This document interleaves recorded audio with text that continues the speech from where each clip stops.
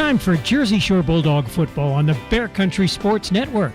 Just a moment, we'll join the sports guys Sam Cooperman and Doug Byerly for tonight's game against Shamokin.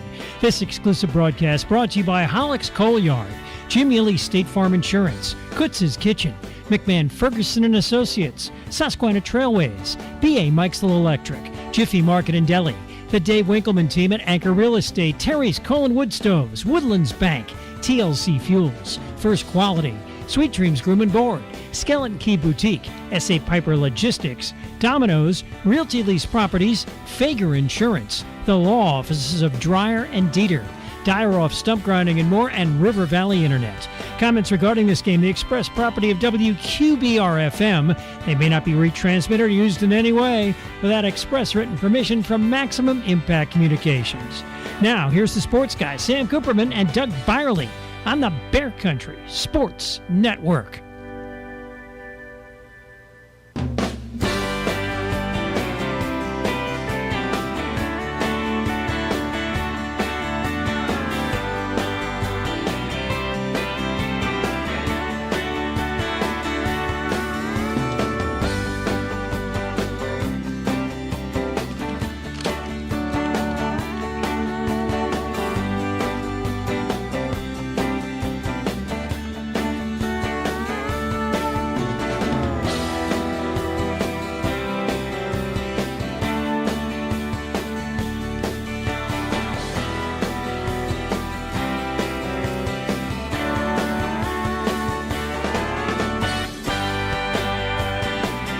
Coming to you from the press box at Kent Memorial Stadium, the home of Shamokin football. That's where Jersey Shore's playing tonight. The Bulldogs are on the road, coming in at 5-0 to face the 3-2 Shamokin Indians.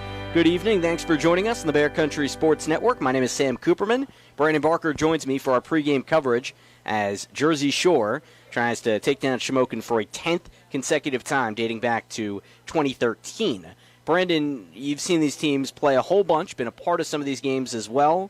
Assess where these two teams are at program-wise coming into this one. Well, program-wise, first we'll start with Jersey Shore. They're at the top of their program right now. They're building a program kind of like Southern Columbia. They're from the bottom up. They're just building these athletes who can come in, plug and play, and go out and try to go for state playoff games. For Shamokin, they're, I think, on the upper side of the peak. I think they're finally getting things together. They've got a really good offensive line built system here with Henry Ninoski, the fullback from the New York Giants. They need just a couple more playmakers on the offensive side, more passing playmakers, and they're powerful running the ball, and I want to see that tonight between Jersey Shore. If they can hold that big defensive line of Shamokin, kind of Selinsgrove-like from what we saw earlier in the year. Yeah, certainly an opportunity for that to happen. Jersey Shore coming off a victory last week at home against Shikellamy. 56-20 was the final there. Interestingly enough, that's the most points the Bulldogs have allowed to an opponent this season, tied with the game against Montoursville, where Jersey Shore had the frantic overtime comeback. But the Bulldogs now face Shamokin. Last year, the Bulldogs and the Indians faced each other twice, and one of those times was the district finals, where Jersey Shore prevailed 54-0 over Coach Henry Hanaski's team. Shamokin comes in winners of 2 in a row. The Indians coming off the victory at Mifflinburg, 34-27. The week prior to that, with Coach Henry Hanaski out of commission due to COVID. He's back now, but 40-13 at Greater Nanticoke.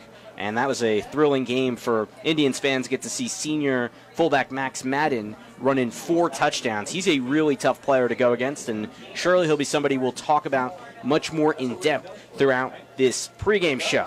A lot to discuss as we get you geared up for Shore football here at Shamokin, and we look forward to doing just that. Stay tuned. The Jersey Shore Bulldogs are coming to you on the Bear Country Sports Network.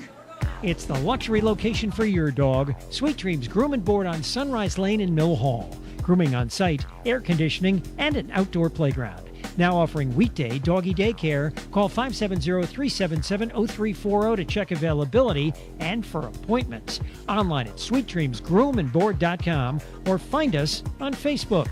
Sweet Dreams Groom and Board, Sunrise Lane in Mill Hall, where we treat your dog like family. Taco Bell presents a get-out-of-bedtime story. It's time to wake up from this amazing dream, even though you're jet skiing on lemonade. How extreme! And oh, look at that, you just won the lottery.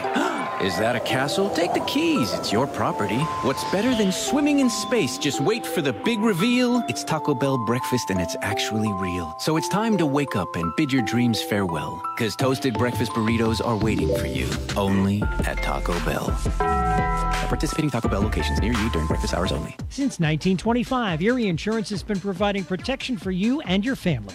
Auto, home, life, business, and flood insurance, annuities too. Get a great price and the service you expect from Erie Insurance. Available from your local Erie agent, Fager Insurance Agency in Lock Haven, serving the area for the last 57 years. Call now, 570-748-3570 to get a free quote.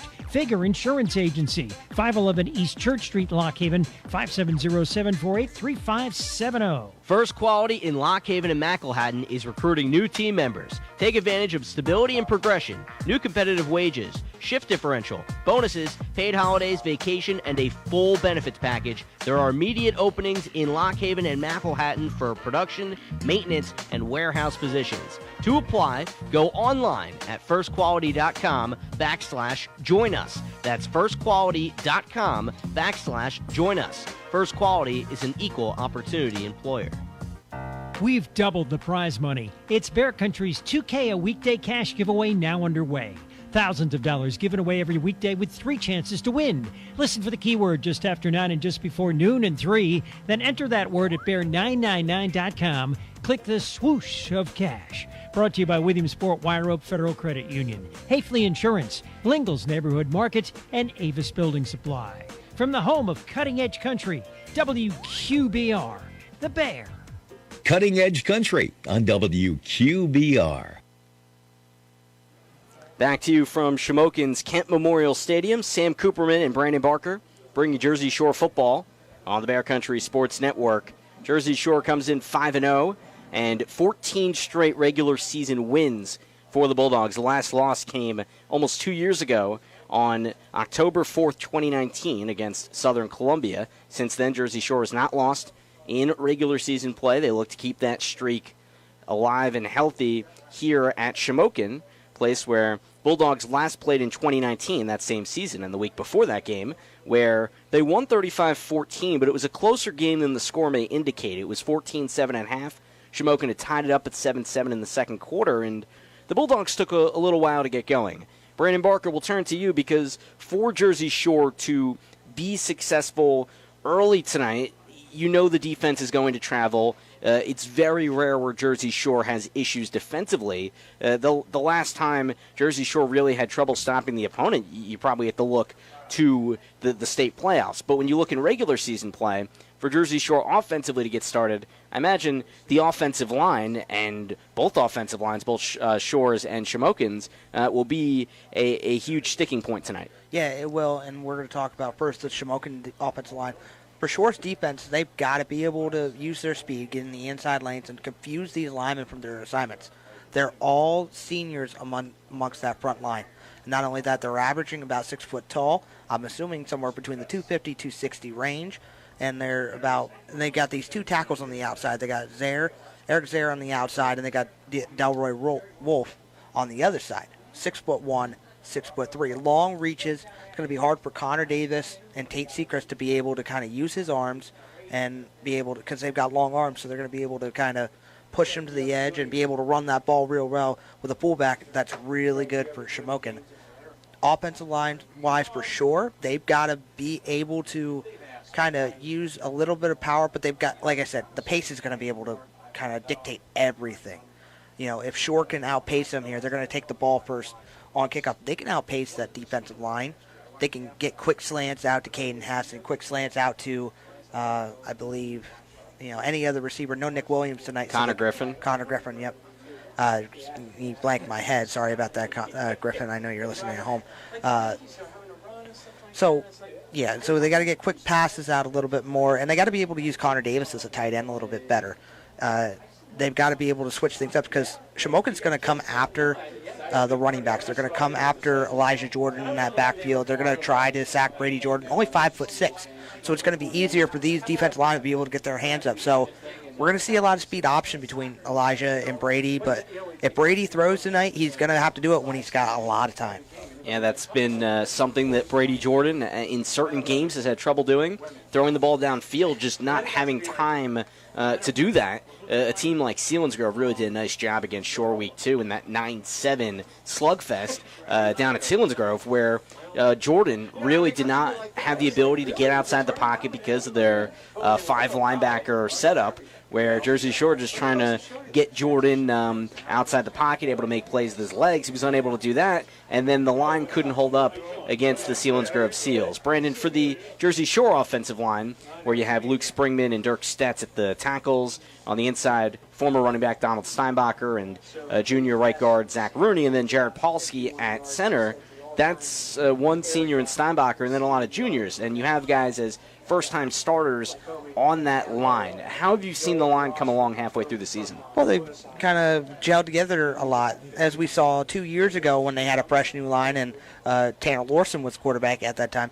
They just kind of gelled together. They ended up, when you're an offensive lineman, you feel a bond with the guy next to you. You have their back, you have the other ones. Your main job is to protect that quarterback and protect that running back from getting you. Not only that, you're going to be able to kind of do a lot of double teams on the inside. They're going to have to, especially with the nose tackle at Shamokin Kitchen, who's 6 foot tall. You got to be able to push those guys back. It's a similar defense in what Shore runs, but you got to be able to kind of push them away and get them away from Brady as quick as he can, because, like I said, they're going to have to be able to run the speed option a little bit more. They're going to have to use that speed. They're going to have to tire out that line, because when they go no huddle, if that line isn't set, Jersey Shore is going to be able to run over all night. But if Shamokin can get set once in a while, they will be able to get after Brady Jordan tonight. So Brady's going to have to do a lot of running tonight. I hope he's got a cardiovascular in.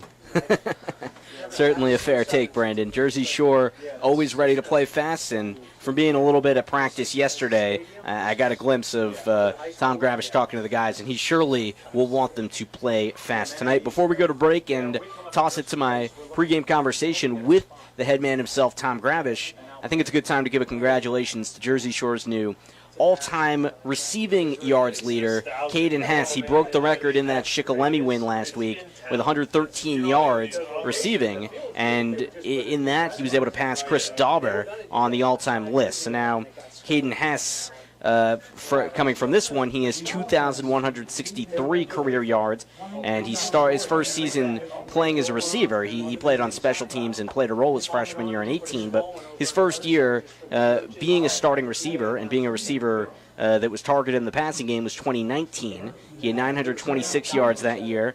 Last year in the shortened season, 911 yards, and he's already up to 326 through half of the regular season in 2020. He hasn't had monster numbers this year, but still one of the leaders in the area in receiving. He's 5th in the district in yards and comes off a 2-touchdown performance against Shikellamy, and he's now the school's all-time leader in receiver. What a remarkable feat, Brandon. I just want to get your take on that, seeing Hayden's progression from the first time we got to call his games to where he is now is truly all alone on that list. Yeah, he is. First of all, I worked with, when I was a team manager and I was helping out Coach Tom Gravish, he was actually on the sideline with me, helping me out. He was one of the middle school kids, kind of with me. So I've seen him from middle school all the way up to his senior year. I'm impressed with him. I'm proud of him for all the work he's put in. And, not a lot of people get put on these school records. There's a lot of school records that have been there for a long, long time, and that's one of them. And I'm glad he's got it now. I'm sure he's not thinking about it at all, but that touchdown has got to be getting close for him as well. He's had a lot of touchdowns in the last 2 or 3 years, and I'm hoping he gets to be able to break that, but really impressed with how he's doing so far, and he should be a big threat tonight, being as tall as he is, and should be able to throw to him a little bit better. They gotta not go deep with him all the time. They got to do short stuff with him, get him open all the time, and then let him use his break after tackle. And Jersey Shore's Hess, also an opportunity to set the area receiving yards record. He's within spitting distance of that. We'll talk more throughout the game as he potentially inches closer and closer to that. Chris Massey of the Sun-Gazette saying Hess is very, very close. I believe 51 yards is all he is away from that. Also a hat tip to Chris Davis, the Jersey Shore assistant coach and statistician, who's sitting across the way from us on the other side of the stadium. Thanking him for getting us that information and for always being on top of stuff like this. The Bulldogs and the Indians coming up in a few minutes. Right now we'll have my conversation with Jersey Shore coach Tom Gravish, and then we get you set with the lineups and the opening kickoff. It's the Bulldogs and the Indians here on the Bear. Let me ask you a question. What do you see when you look at your car? Do you just see taillights? Or your dog's tail wagging when you first brought him home? Do you see 4 tires or 2 tired kids in the back seat after their first day of school? Other insurance companies just see a car, but a State Farm agent sees what your car really means to you. So why not give it the protection it deserves? Jim Ely, State Farm Insurance, 105 Thomas Street, Jersey Shore, 570-398-2828. As a dentist, I know what my patients are saying during times when they really can't speak. She says her gums are irritated. Is there anything you can do? Absolutely. You can try New Crest Advanced Gum Restore. Yep, New Crest Advanced Gum Restore. It detoxifies below the gum line to restore your gums back to health in just 7 days. Exactly. Healthy gums, healthy mouth. New Crest Advanced Gum Restore. Healthy, beautiful smiles for life. There's eating local and there's eating local. Take a quick trip to 318 Wilson Street, Jersey Shore. There you'll get the area's best homemade, mouth-watering, sure-to-please food. From subs, cheesesteaks, and fresh-cut fries to sweet tea and even sweeter fudge, Kutza's has you covered. Catering available. Call 570-398-8180. Open Tuesday through Saturday, 11 a.m. to 7 p.m. Kutza's Kitchen, 318 Wilson Street, Jersey Shore. Work out your stress and get back to feeling great at Planet Fitness. Join the judgment-free zone for just $10 a month and get tons of cardio and strength equipment in our clean and spacious clubs. Free fitness training and plenty of room to move. You can go at your own pace and get back to a routine that works for you, all for just $10 a month. Plus, check out the crowd meter in our free PF app for the best time to visit. Don't wait. Join any of our 2,000-plus locations today, in club, online, or in the app. See club for details. Hollick's Coal and Fuel Oil Service offers volume discounts. A Jersey Shore fixture since 1915, a longtime supporter of Jersey Shore football coverage on the Bear Country Sports Network. Providing fast and reliable service to Linden, Jersey Shore, Avis, Woolwich, and Lock Haven. Hollick's has coal, heating oil, kerosene, mixed kerosene, and off-road diesel. 248 Locust Street, Jersey Shore. 570-398-1190. And online at hollickscoalandoil.com. WQBR 99.9 FM. Here with Coach Tom Gravish getting set for tonight's game at Shamokin as the Bulldogs come in 5-0, looking to go to 6-0. The Shamokin Indians, a team that you played last year in the district finals, and you've played annually throughout your time here. What do you make of your opposition? Oh, they're a great football team. They have great coaches. Coach Hajnowski does a fantastic job. You can see it ever since he's been at Shamokin. His father's one of his coaches, Coach Chicatano there. They have great coaches, great tradition, and a great stadium. We love playing at Shamokin. You know what I mean? A place that has such great tradition, great fans, great surface, great stadium. And, hey, we're looking forward to the trip down to Shamokin. And we know it won't be easy, but we're looking forward to a great night. Coach Gravish with us here pregame. You talk about Kent Memorial Stadium. What is it about that place that makes you really love playing there? Well, I mean, you just look back at their tradition. As many players that they've had in their history. They've had Big 33 players. They've had big-time college scholarship players. They've had big-time head coaches in there. And the tradition, they've hosted state playoff games over the years since state playoffs become an event. And, their fans really get into it and say really nice things to you when you go on the field and stuff like that. So we kind of like that. Coach Gravish with us here pregame as Jersey Shore is facing Shamokin on the road tonight. You guys known for your pace of play. You've kept it fast. What does it take for you guys to be able to play at that high intensity? Yeah, the only way we can play the pace that we want to play is you have to have first downs. We were in that Selinsgrove game earlier in the year. We were punting the ball. And they were holding the ball from us. So, we got to move those sticks, move those chains. The only way to do that is you have to get first downs to play fast. And if you can get those first downs and continue to play fast, I think it can take its toll on someone. Coach Grabish joining us pregame. One of your guys now setting the Jersey Shore career receiving record. Caden has eclipsed that with his performance against Shikellamy last week. Take me through Caden's journey, him coming into the program, making an impact as a freshman, getting to start as a receiver as a sophomore and doing so at an all-state level, and now being at this point where he set a new record. Yeah, he's just a hard worker. He's a fantastic young man. He epitomizes what we want in a Jersey Shore student athlete. He's a champion, in the classroom, in the community, and on the football field. He works so hard, even though he's a three-sport guy. He's always constantly grinding out there, lifting in the weight room. And before school, he attends all of our 7-on-7 workouts. He's been to numerous camps over a 4-year period. And, hey, it's payday when he gets on a football field on a Friday night. We're just so happy that, with what he's done over the years, and he still has more games to go. So we look forward to a great, continued season with him in 2021. Coach Tom Grabish joining us here pregame. Shamokin, the opponent tonight on the Bear Country Sports Network. Coach, looking forward to the game. Thanks so much for the time. Yeah, thank you. Appreciate it. The Bear, WQBR. It's time to reel in the rewards with a Woodlands Bank Casasa checking account. Our Casasa account offers rates you won't want to catch and release. You'll be hooked on earning a percentage of cash back on your everyday purchases. When you're ready to cast into one of our most rewarding accounts, visit woodlandsbank.com, where you can securely and quickly open your account online today. Some restrictions may apply. Visit woodlandsbank.com for full account details. Woodlands Bank, member FDIC. All the forecasts say this will be a harsh winter. That's why the time is now to buy a new gas pellet or wood stove from Terry's Colon Wood Stoves in Jersey Shore.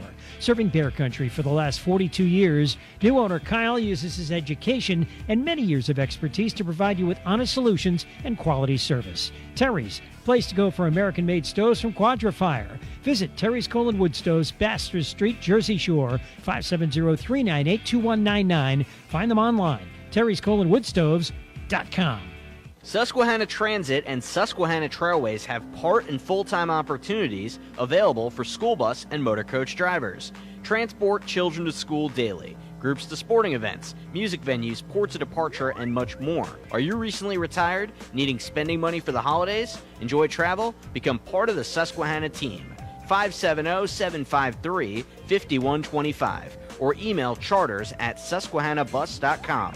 They train and offer performance bonuses too. Panera You Pick 2 value weekends are here. Bite into 2 favorites in one tasty meal for just $8.98. Pair up any half sandwich, half salad, cup of soup, or small mac and cheese. Chipotle chicken avocado melt and broccoli cheddar soup, only $8.98. Smokehouse barbecue chicken sandwich and green goddess Cobb salad. Yep, only $8.98. Stop by your local Panera Bread this weekend. Plus tax, participation and availability may vary. Restrictions apply. For details, visit PaneraBread.com/YP2 Value Weekends. Shop the Skeleton Key Boutique in downtown Lock Haven in the spot that used to be inhabited by CO2. Ashley Foltz has built her business from the ground up, and each week she models the new arrivals on the Skeleton Key Facebook page so you can see how each item fits. Most inventory sells out in those sessions. Pieces that remain can be purchased directly in the store where shopping's easy, fun, and personal. Join the movement toward well-made, fashionable clothes. Visit Skeleton Key Boutique, 19 East Main Street in Lock Haven. Weekdays 11 till 6, Saturdays 10 till 2. SkeletonKeyBoutique.com. Cutting Edge Country on WQBR. Sam Cooperman, Doug Byerly with you back inside Kemp Memorial Stadium here at Shamokin Area High School. The Bulldogs of Jersey Shore come in 5-0. The Shamokin Indians at 3-2. Doug, the last time you got to see Shamokin play on a broadcast is 2018 when we were doing the games. So in terms of this team, what is your take on Coach Hanoski's team and how they stack up against the Jersey Shore team that clearly over the last few years has shown what a program it is on the state level? Sam, great to be here. Week number 6. Beautiful stadium here in Shamokin, Kemp Memorial Stadium, one of the more historic locales that we see usually every other year or so. And you're right, Sam. Coach Hanoski's done a good job. The team's been very competitive since he's been in charge of the program. And this will be a very competitive game tonight. Shamokin is really only one missed 2-point conversion against Central Mountain from coming in at 4-1. So a very solid program, and they're going to put a real challenge for the Bulldogs here tonight. And they'll certainly try and do that. A team that's coming off a couple wins in a row. The losses, one of them at least, was a very tight one, losing back in our home area at Central Mountain 35-34, a heartbreaking finish where the Indians had a big return. They got it all the way down to the Central Mountain goal line, but were unable to punch it home in the home stretch. Shamokin 0-2 in PHAC 1 play, the division that Jersey Shore is in, the Heartland 1 Conference, where the Bulldogs, conversely, are 2-0. We'll come back for the opening kickoff after the anthem here on the Bear Country Sports Network. All the forecasts say this will be a harsh winter. That's why the time is now to buy a new gas pellet or wood stove from Terry's Colon Wood Stoves in Jersey Shore. Serving Bear Country for the last 42 years, new owner Kyle uses his education and many years of expertise to provide you with honest solutions and quality service. Terry's, place to go for American-made stoves from Quadra-Fire. Visit Terry's Colon Wood Stoves, Bastrop Street, Jersey Shore, 570-398-2199. Find them online, terryscolonwoodstoves.com. Susquehanna Transit and Susquehanna Trailways have part and full-time opportunities available for school bus and motor coach drivers. Transport children to school daily, groups to sporting events, music venues, ports of departure, and much more. Are you recently retired, needing spending money for the holidays? Enjoy travel? Become part of the Susquehanna team. 570-753-5125 or email charters@susquehannabus.com. They train and offer performance bonuses too. Cutting Edge Country, WQBR, Avis Williamsport State College, 99.9 FM.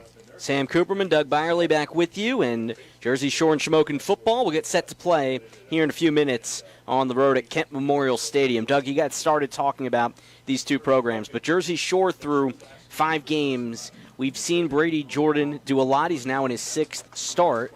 Jordan running for 3 touchdowns, nearly 300 yards, also throwing for some of the highest yardage in the district, over 785 yards for him, 5 scores and 2 picks. He's done it as a dual-threat quarterback. What do the Bulldogs need to do to further unlock him? Well, I mean, the offensive line has really started to play well over the past 3 weeks, and that's something that Coach Gravish and his staff have done such a good job with over the years. You know, they had to plug in pretty much an entire new offensive line, mostly juniors, and they've really put it together the last couple of weeks. They're gelling well. They're becoming that cohesive unit that you need for an offensive line to be very successful, leading the Bulldogs to scoring 103 points in the last 2 weeks and leading a resurgence of the running game, Hayden Packer being the real difference maker in the last couple of weeks.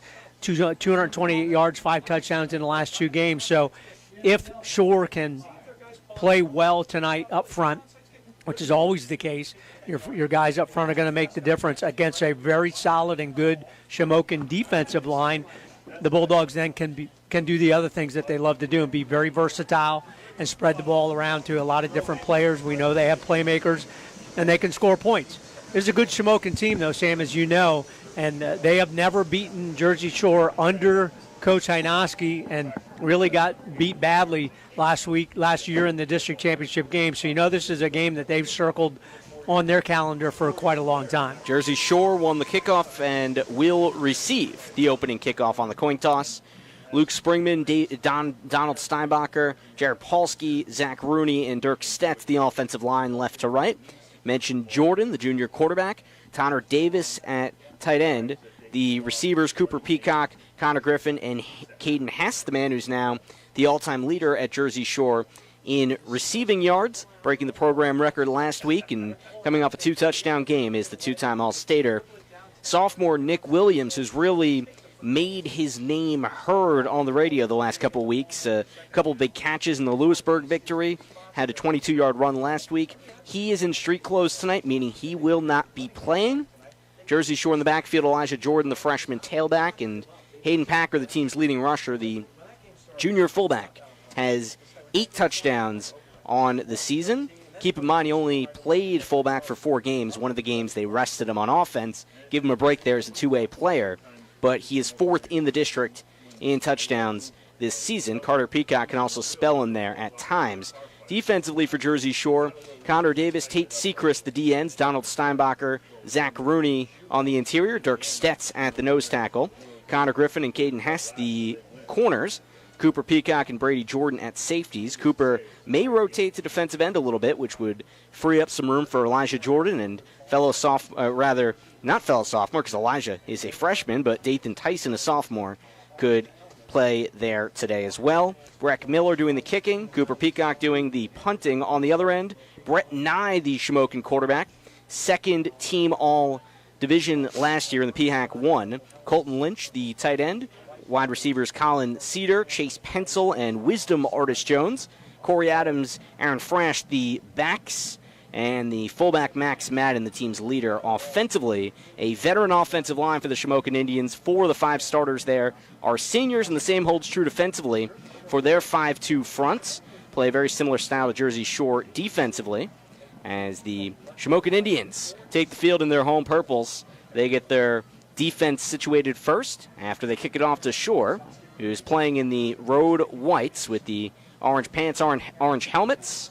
Jersey Shore looking to make it 6-0 in the early, we're at the middle. We're at the middle of the season. Doug, can you believe that? It's October. I'm putting on my jacket. You're putting on your jacket. We got her on, Sam, no question. Week number 6, high school football, historic Kemp Memorial Stadium. 2 competitive teams that will probably have a chance to see each other perhaps again in the District 4 4A playoffs. So good matchup here tonight for sure. Carson Osaski is the PAT kicker, and Dominic Deal was told will be the kickoff man, but it looks like Osaski is putting the ball on the tee, and he is. Osaski and Deal both seniors. Kick it right to left. Jersey Shore with the brothers Jordan. Elijah on the left, the freshman. Brady, the junior quarterback, on the right, set to return. Osaski's right-footed kick splits the middle of them. Brady comes to retrieve it at the 14. Heads left, inside the numbers 20, near the hash marks, then back out to the numbers. He bursts his way across the 30. And finally, the hit is made out there, and Jersey Shore starts it just across the 30, going left to right. Opening drive here, Doug. What do you want to see out of the Bulldogs? Oh, really good balance here by Jordan to keep his balance to get an extra 6 or 7 yards. Again, just play fast like Coach Gravitz talked about. Play fast, make those first downs, really try to tire out that defense early in the ballgame. Well, early on, they start at their own 32, left hash of it. They start in the offset I formation. Hayden Packer, the fullback. Elijah Jordan, the deep back. Connor Griffin, the receiver from the left side, trots right. They pitch it right on 1st and 10. Elijah Jordan looks to throw. Defense collapses. Frash is near him. He circles outside the numbers left. 30 takes off 35 on his feet. 40 does a spin move right near the sticks before he burrows his way out of bounds and awfully close to the line to gain, depending on the spot where they give him. It doesn't look like they will give him the spot, but he picks up enough yards to get up to the 36 for 4. Guess he was out earlier, and it's 2nd and 6 from the 36. Jersey Shore from the eye. They hand it off to Elijah again. Right side. Just rams his way through a couple defenders before he's finally slammed down between the hash marks at the 38. Bring up a 3rd and 4 for the Bulldogs. Brock Nye on the tackle for the Indians. Solid defensive line for the purple and white. Between the hashes in the eye on 3rd and 4. Give it to the fullback. Packer tries to run into a crowd up the middle. He's not close. Or actually, no, he is. They give him the first down. He works his way through the middle, and amidst the crowd, he gets his way to the 42. So a fast start for Jersey Shore. Bulldogs pick up the 10 they need, and they bring it left to right. Opening minute, opening quarter here at Shamokin. From the eye, Jordan, 3-step drop, flings it on 1st down, left side, targeting Connor Griffin. Did he get a foot in? No, inside the 30. He tried to high point that ball, but he was defended closely by Wisdom Artis Jones, the junior corner, and that's 2nd and 10, Shore back at the 43. Good matchup there. Shamokin, their defensive secondary has really played well this year. 2nd and 10, back at the 43 for Shore. From the offset eye against the 5-man front. Pitch it right. Elijah Jordan outside the numbers, scurries to the sideline and belted across the 45 out of play at about the 46 and fired up on that outside. Shamokin, was able to get a lot of hats to the football there, including Chase Pencil playing at defensive back, and that makes it 3rd and 6. Jersey Shore at the 47. Shamokin's got some nice size inside, but they have a good level of speed on the team as well. Jersey Shore spreads it out to a 4-receiver set. Dathan Tyson from the right side slot tries to take it on a jet sweep, and he is belted. Corey Adams gets his hands on him, and Jersey Shore backed up after they get all the way back to the 43, losing 4 yards on the carry. Trying to be stealthy, it does not pay off, and the Bulldogs send out the punting unit here with 10:40 to go in the first quarter. defensive player just right through the gap, right into the backfield for a good solid tackle. Jersey Shore's Cooper Peacock receives the low snap. Off a bounce on this turf, sends one flying to the 20. Cedar on the return. He breaks one ankle tackle by Hess, redirects to the 30, left side at the numbers, and then he smushed Luke Springman, the first to get on top of him and sandwich him along with a few other Bulldogs. Brady Jordan there as well. But up to the 30, the Shamokin Indians get their first drive of the game, and Jersey Shore doesn't advance past midfield. Well, Max Madden and Brett Nye are the two key offensive players for the Indians. Brett Nye, quarterback, has really played well, 195 yards, 2 touchdowns last week in the win on the road against a good Mifflinburg team. And he threw for almost 1,300 yards and 14 touchdowns in 9 games last year.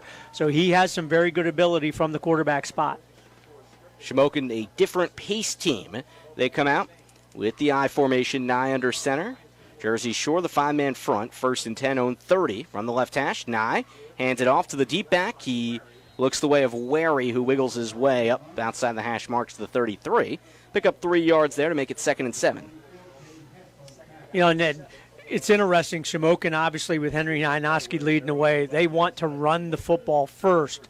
But Brett Nye has definitely shown the ability to throw the football as well, so Bulldogs have to be aware of that. Cooper Peacock playing defensive end on the left side.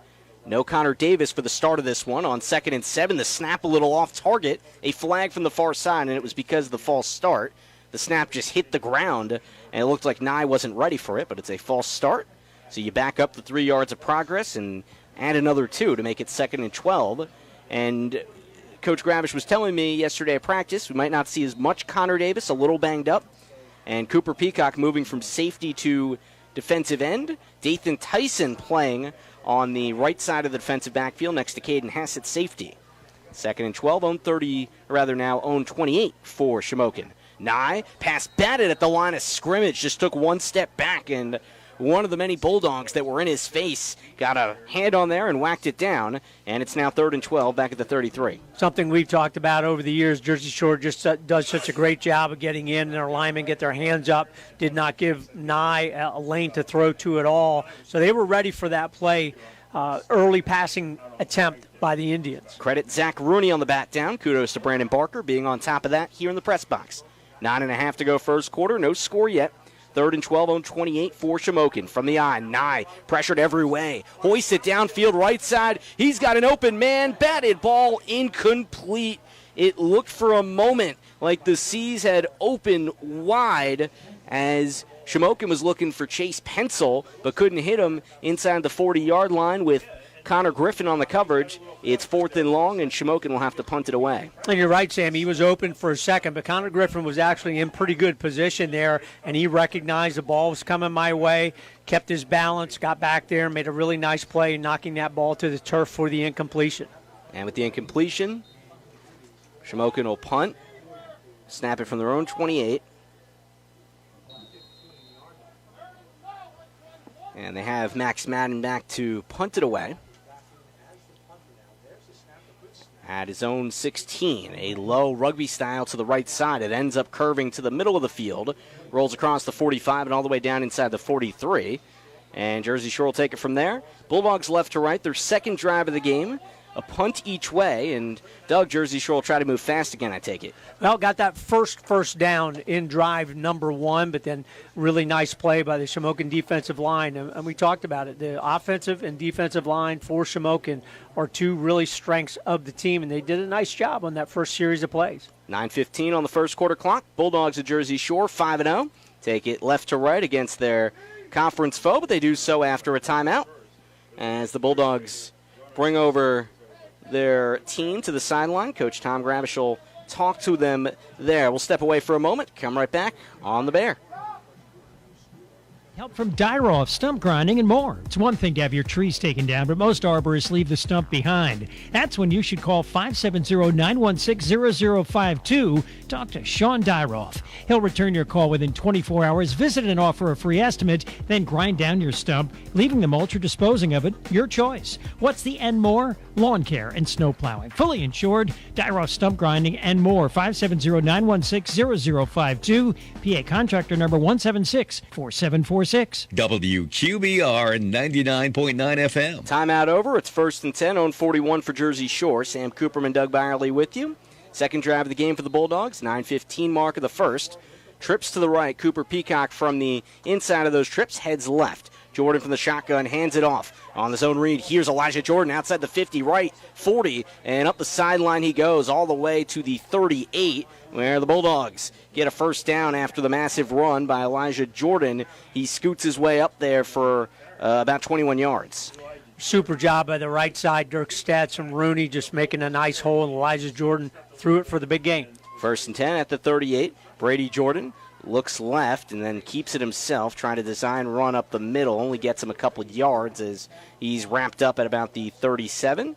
Over there, Colton Lynch from his defensive end spot makes the hit. It's 2nd and long, Jersey Shore at the 37 of Shamokin here. Between the hashes, Jordan takes the shotgun snap, takes it right, tries to run it again. No room, 2 flags. Sideline, bumped out on the right sideline at the 30.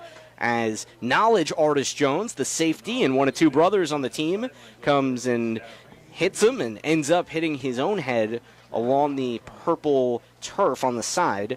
First of all, thinking of his health and hope he's all right and just slipped for a moment. But outside of that, Jersey Shore responsible for the penalties. The Bulldogs march back.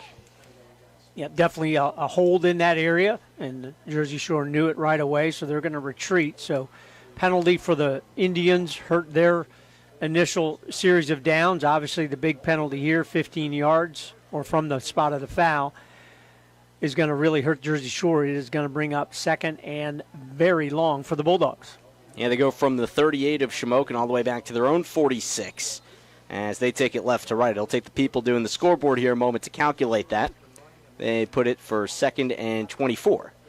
And the officials receiving some words from Coach Henry Hanoski and company on the Shamokin sideline. Wanted clarification on something out there, and they're still talking. Referee is Kerry Latshaw, Line Mountain graduate. Doug knows him well. And they just settle things up here. Shamokin trying to beat Jersey Shore for the first time since 2012. And it was Tom Gravish's first season at Jersey Shore where the Bulldogs did not win a game. Since then, Gravish 75-40. Or rather, 75-30 since then, 75-40 all time. Picked up his 75th win last week in the Shikellamy victory. Still halted here. And they were checking on Wisdom Artist Jones, or rather Knowledge Artist Jones. Wisdom's still in the game at corner.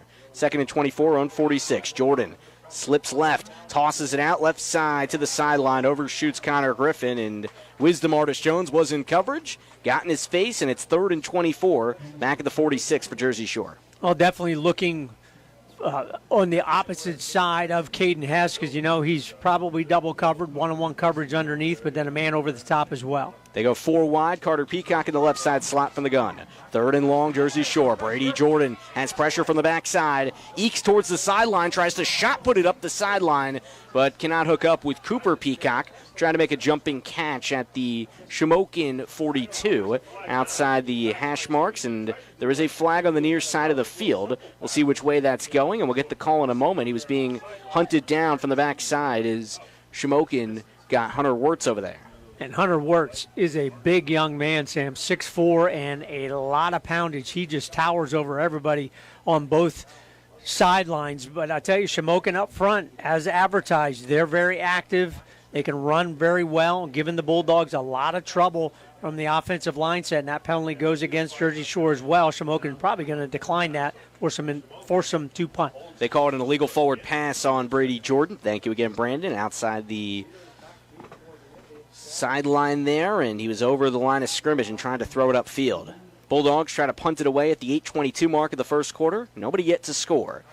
Cooper Peacock, a flying punt, tilts towards the left side at the 20 of Shamokin. Here's Cedar up the left side, rumbles past the 30, and shoveled out of bounds at the 32. Brady Jordan in there to get his hands on him and just whip him to the side. And Shamokin back at their 32 where they started their first drive that came up empty. They go back there again. It's been a scoreless first 3 drives of this game, and Shamokin looking to break the ice. Colin Cedar, he's a nice-sized kid back there. He's a punt returner, 6'2", about 200 pounds, really nice hands. So he's going to be a weapon for the Bulldogs to pay attention to tonight. A lot of seniors on this team, Cedar being one of them. All-conference second-teamer last year. 1st and 10 on 33. Brett Nye leads the offense. 2 in the backfield.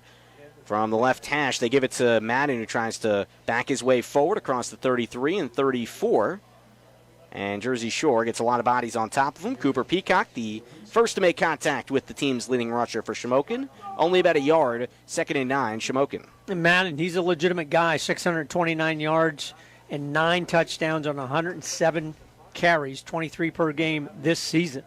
They use multiple running backs to do the Shamokin Indians. Aaron Frash on the left side in this 2 running back formation. Slaying out right on 2nd and 9. Pencil makes a man miss and slips and slides his way across the 40 with a flag down all the way to the 44 on Shamokin's side of the field. That's enough for a first down as they pick up 11, but we will check this flag that's outside the numbers. You can see that Nye definitely has a good arm. That might be against Connor Griffin on the tackle attempt, maybe a face mask, and that's what it is. So that's going to add some yardage to this play as well. So you can tell Shamokin, they've got some weapons. They've got a veteran quarterback here, a veteran running back, and Jersey Shore, they're hurting themselves on both sides of the football early in this ball game.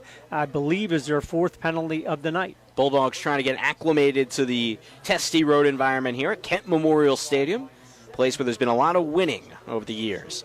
1st and 10 at their own 49 after the penalty for Shamokin from the right hash.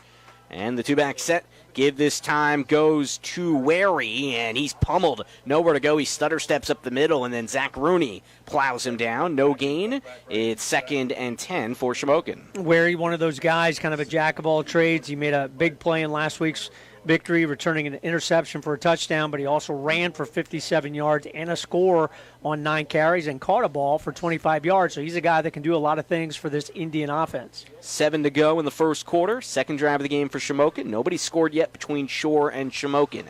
2nd and 10 at their own 49 between the hashes. In the 2-back set, Frash from the backfield breaks a few tackles, stutters his way up the middle across the midfield stripe and down to the 47 before Dathan Tyson comes over from the safety spot to apply the tackle.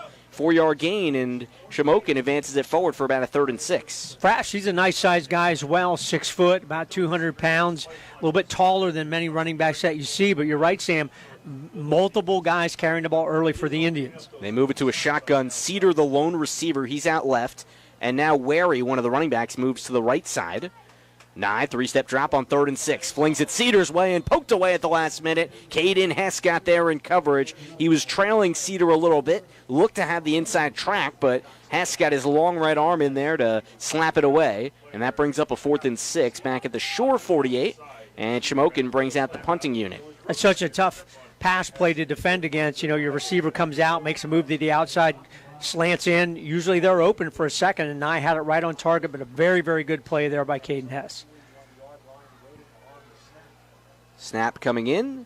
Punt is up and away. It's a low one by Blake Hockenbach, the freshman, but gobbled up Jersey Shore's Cooper Peacock back at his own 10. Sprints outside the 20 and up to the 30, all the way to the 36 up the right sideline before he's popped to the side by Wisdom Artist Jones. And Cooper Peacock, a guy who's flashy on special teams, makes a lot of plays all over the field. And the Bulldogs bring it upfield to the 36, and they start their 3rd drive of the game. Nice play by Cooper Peacock there. That was a hard ball to handle, a little bit of a knuckleballer, and he kind of fumbled it initially, but came right back to him. Good return. 1st and 10, own 37 after the 27-yard return. Brady Jordan waits for the official to start his whistle. He blows it, and under center he goes in the eye. Hayden Packer and Elijah Jordan behind him. Caden Hess from the right side, trots left. Hand off to Packer, the fullback. Muscles his way and lowers his shoulder right near the right side hash marks and dips down at the 40. 3-yard gain. He just leaned forward and see how far his momentum will take him. That's 2nd and 7. Wirtz and Kodak.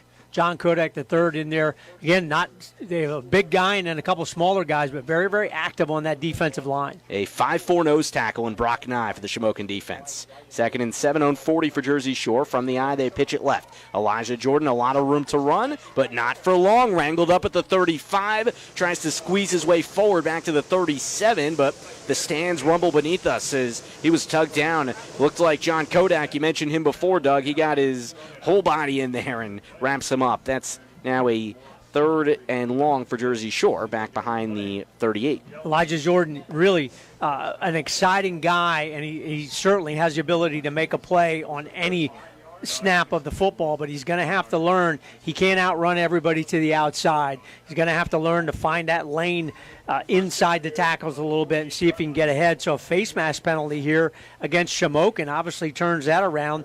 They've not really hurt themselves too much. That gives a first down for the Bulldogs. So first down bails out Jersey Shore. They get a new set of sticks right across midfield at 5.5 to go in the first at the 48 of Shamokin.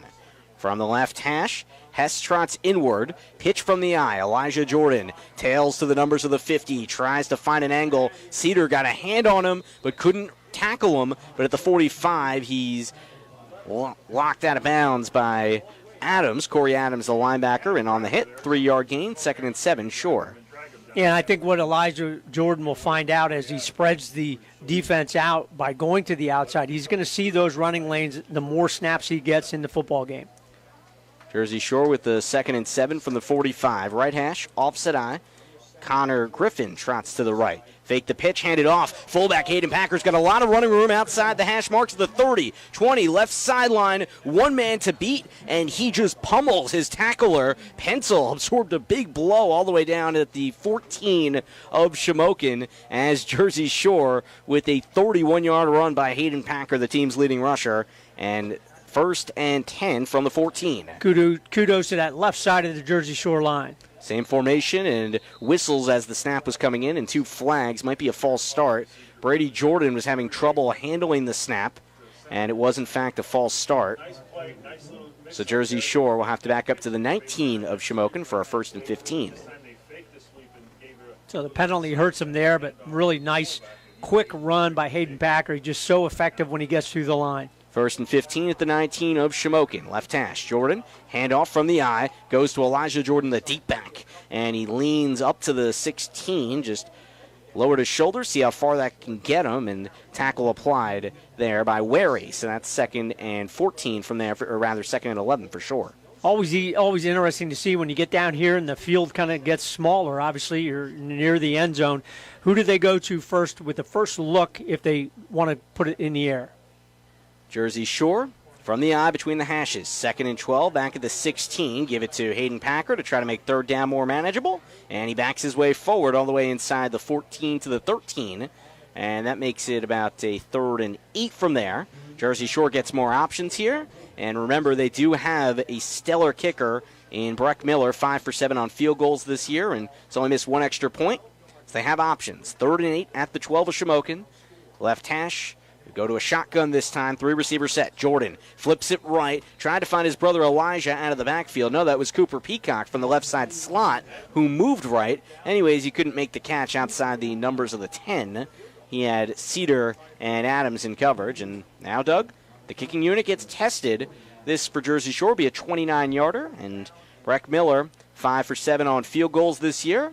Try to extend that mark, and he's quickly closing in on one of the best seasons in Jersey Shore history. In 2018, Cam Griffin went 31 of 36 on PATs, 10 of 14 on field goals. Can already get up to a 6th field goal of the year on this operation. Polsky to snap, has to hold, and Miller to kick after the whistle. And there's the whistle. Shamokin in the home purples will try to close in on the kicker. Clean operation. The kick from the left hash is no good. He pushed it right, and the score remains scoreless. Breck Miller couldn't put that one through the sticks. He pushes it to the right, and we remain at 0-0, as Shamokin will get the ball back inside their own 20 as they bring it right to left here for their 3rd drive. Disappointing end to that drive, obviously, for the Bulldogs. Good play call there to Cooper Peacock. He was open. That swing pass is such a hard one to make because you need to get the ball out really quickly to try and get it to your guy in motion. Everything was right except the Brady Jordan pass just a little bit wide of Cooper Peacock. If you could have caught that, it would have been a race to the corner of the end zone. But you get a chance for the field goal, and Breck Miller has been so solid all season long, but line that one up and just missed it to the right. And the center, Garrett Kitchen, came off the sideline to bring in the play call. His team's got 5 seconds to snap it at 1st and 10 at their own 20 between the hashes. Nye under center and the 2-back set. Handoff this time. It goes to Madden, and Max Madden scoots his way between the hash marks to the 24. before he's leveled by Carter Peacock. It's 2nd and 6. And Max Madden, just a solid running back, and Coach Anowski talked about his strength is the ability to make people miss. He's not going to outrun you a lot of times, but he can make people miss in the hole, and when he's near contact. Jersey Shore, that's something they need to be aware of. They've done a good job all year long. Good, solid tackles. Connor Davis brought in back at tight end. Cooper Peacock moved back to a safety spot for Shore in the 5-2 front. 2nd and 7, 0-23 for Shamokin. 2 in the backfield. Nye runs right. He's got all kinds of pressure there, and he's bludgeoned for the sack. It looks like Carter Peacock came in from his linebacker spot and records the sack for Jersey Shore. I believe that's his first of the year, and Jersey Shore forces a 3rd and long for Shamokin back at the 15. Really solid there by Carter Peacock and several others of the up front line for the Bulldogs. A lot of pressure there. You know, Coach Alex Jackson and Coach Gravish are not going to let Brett and I sit back there and have a chance to survey the field. Put a lot of pressure on a big sack there. And also credit to Luke Springman being in the vicinity to force that pressure. 3rd and 16, 0-14 after the 6-yard loss for Shamokin. Nye rolls left, backside pressure, whips it over the middle, batted by Peacock. It went up in the air for a second. Thrash had a beat on it, but couldn't corral it at the 25. Incomplete pass as the ball falls harmlessly to the turf. And at 2:09 here in the first quarter, we remain scoreless, and it's time for Shamokin with Hockenbrock to punt it right to left. Shore with Cooper Peacock and Brady Jordan awaiting. If they can field this punt cleanly, they'll have a chance, Jersey Shore will, to get pretty good field position, hopefully on the Indian side of the 50. It's been a game of field position thus far. Shore is Shamokin pushed back. Jersey Shore missed a field goal last drive. Clean snap. Hockenbrock, rugby style. The freshman sends a wobbler inside the 45 and all the way up past midfield. It tails out of bounds on the right sideline at the Jersey Shore 45. So that was quality work by the freshman Hockenbrock, who's one of the assistant coach's sons for the Shamokin team. And the Bulldogs get drive number 4. A team that's averaging nearly 39 points a game has been shut out with 10 minutes gone by here in the first. Yeah, those rugby-style kickers, sometimes those balls are really hard to field. Didn't really have a chance to field that one, and Shamokin able to pick up a couple extra yards on the bounce. Brady Jordan-led offense lines up in the eye from the left hash at the 45 on 1st and 10. He zigzags, gets underneath, Thrash, ducks, flips right side, jumping catch in and out of the hands of Caden Hess outside the numbers of the 44 on Shamokin's side. Would have been an absolutely fantastic first down play. Brady Jordan had to avoid 2 tacklers, one of them Thrash, who with his 5'6" frame, ducking helped him out to get underneath that arm, and it's 2nd and 10 back at the 45. Cedar did a nice job, got just enough of a hand in there as Hess was trying to bring that one in. Jersey Shore with the offset eye back from that left hash. This time a handoff. Elijah Jordan bumps into traffic, and that little collision allows him not to get anywhere. And the nose tackle, Brock Nye, all 5'4" of them, a wide body nose tackle there. The brother of Brett Nye pops on top of him. No gain. 3rd and 10 as Jersey Shore shifts personnel. Carter Peacock brought off the field. It's Packer in there for Jersey Shore. In the backfield with the quarterback, Brady Jordan takes the snap, looks right, throws left up the sideline. He's got a man, and he's got Cooper Peacock inside the 15, and he waltzes to pay dirt. It's a Jersey Shore 55-yard touchdown on the big hitter. 6-0 Shore. You know, Sam, I was just thinking Shamokin has done such a good job of not allowing Jersey Shore to throw the ball down the field. They've tried it a couple times. Just a nice route there, a fly route by Cooper Peacock, and a great delivery by Brady Jordan. So with 1:17 to go here in the first, Breck Miller will try to tack on the extra point to make it 7-0 Jersey Shore on the road here at Kent Memorial Stadium. Chance for him to split the sticks. Polsky puts it down to Hess, and this kick is right on target. Breck Miller now 24-25 on PATs this year, and the Bulldogs possess a 7-0 lead at Shamokin. Now we'll see what the Indians have up their sleeve late in the first quarter. Coming back to Shamokin on the Bear Country Sports Network right after this. B.A. Mikesell is a local residential, commercial, and industrial electrical contractor. With over 10 years servicing north central Pennsylvania, B.A. Mikesell has built relationships with home and business owners in Jersey Shore and beyond. Trust B.A. Mikesell's trained electricians for all of your electrical needs. Take advantage of their industry-leading warranties. Call 570-398-7837 today to find out more. B.A. Mikesell Electric, a proud supporter of Jersey Shore sports. Cutting Edge Country. WQBR, Avis Williamsport State College. 99.9 FM. End of the first quarter with 1:17 to go here in the first. Sam Cooperman, Doug Byerly with you. The 55-yard hookup. Brady Jordan is his sixth passing touchdown of the year, and he hits Cooper Peacock for the third time as the Bulldogs have a 7-0 lead here on the road. Breck Miller kicks it off left to right as Shamokin gets its return team set up. Shamokin Indians with Colin Cedar and Wisdom Artist Jones. Cedar fields it on a fly inside his own 10. Stutters at the 20, tries to change directions and couldn't navigate the seas. Only gets another yard or so before a wave of Bulldogs just comes crashing in. Tate Sechrist and Luke Springman upfield to whack him down back at the 20. And Shamokin right to left, late first quarter. Doug, Shamokin has not really been able to sustain much offensively thus far. What can they do to change things up? Well, there are guys up front. They're a pretty veteran offensive line. They're the ones that have to take control of this Bulldog defensive line, and as we know, that's a pretty hard task for the purple and white. From the right hash, back at their own 21 or so, Brett Nye under center. Two-back backfield, Cedar all alone to the left. Nye pitches left. He's got Madden, nowhere to go. Turns back at the 15. Jersey Shore lassos him up and throws him down back at the 13. A 9-yard loss as Max Madden, the leading rusher, had nowhere to go, and Hayden Packer and company get in there for a second and very long for the Indians. Just a super job there by Tate Sechrist, Caden Hess coming up, and then Cooper Peacock. He's such an active guy from the secondary now. He's dropped back with Connor Davis back in the ball game.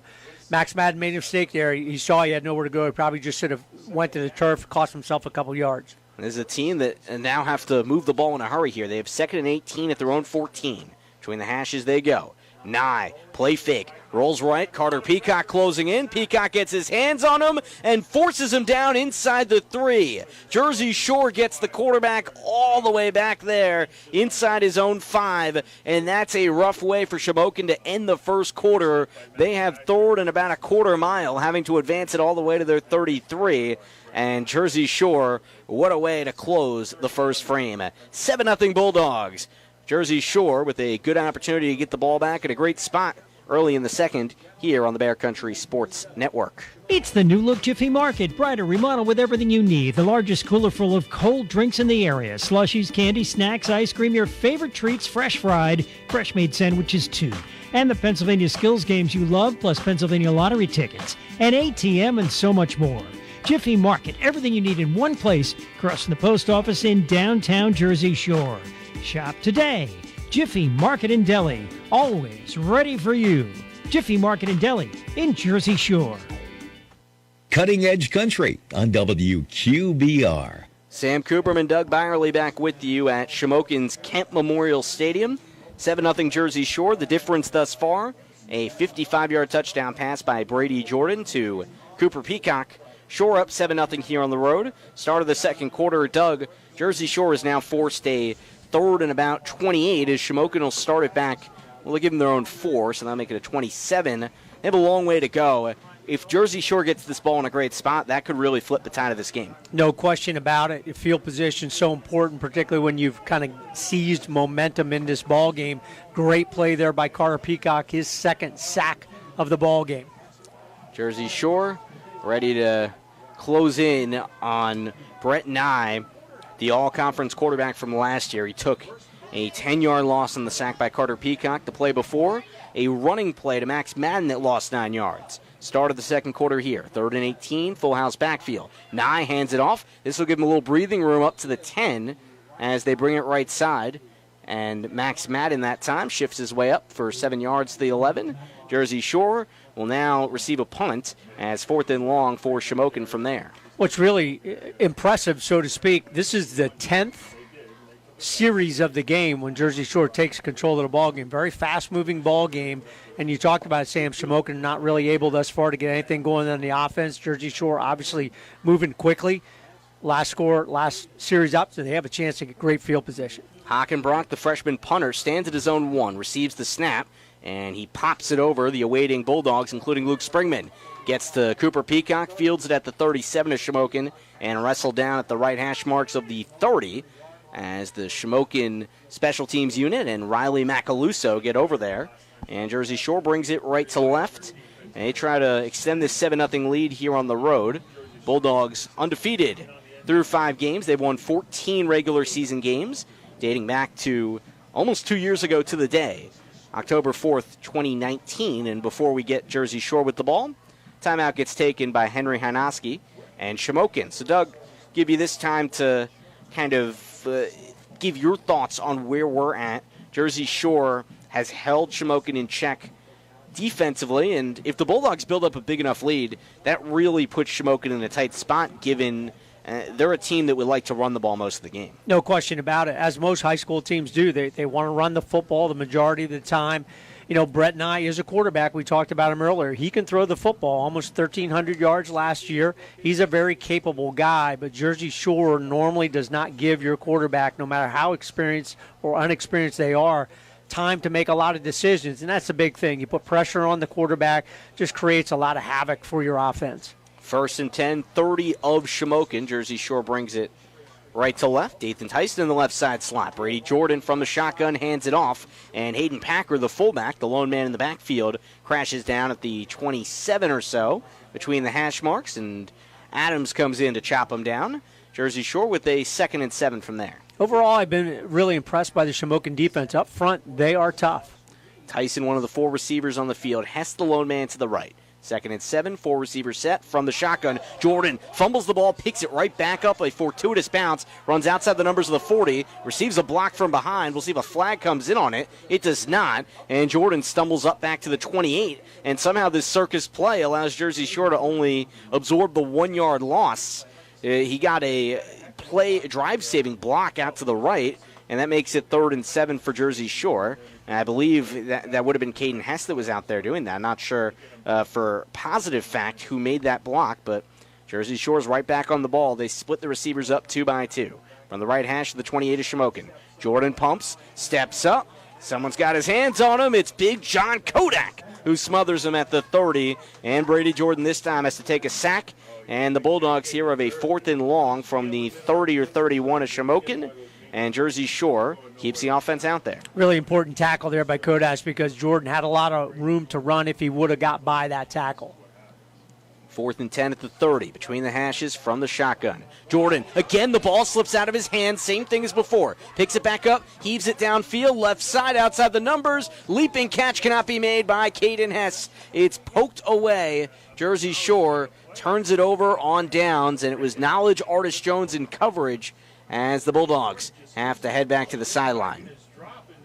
Shore has to be very disappointed there. You got the ball at your opponent's 30-yard line, and 2 times the ball just comes out of Brady Jordan's hands, and obviously then it's, Katie bar the door kind of circus play, not able to come up with it there, so good stand by the Shamokin defense. And that was Cooper Peacock, the intended target from that left side slot. 1st and 10 on 30 for Shamokin, still down 7-0 in the full house backfield. Madden gets the call, and he's wrapped up and doesn't even get tackled to the ground. Forward progress stops him. Carter Peacock has been busy from his linebacker spot. A couple sacks and gets that tackle for only a few half a yard or maybe a few inches on the gain. As Shamokin with 9 and change to go in the first half. Yeah, thus far in the ball game, probably the most active we've seen Carter Peacock from the defensive set this year. 2nd and 10, no gain, back at their own 30 from the right hash.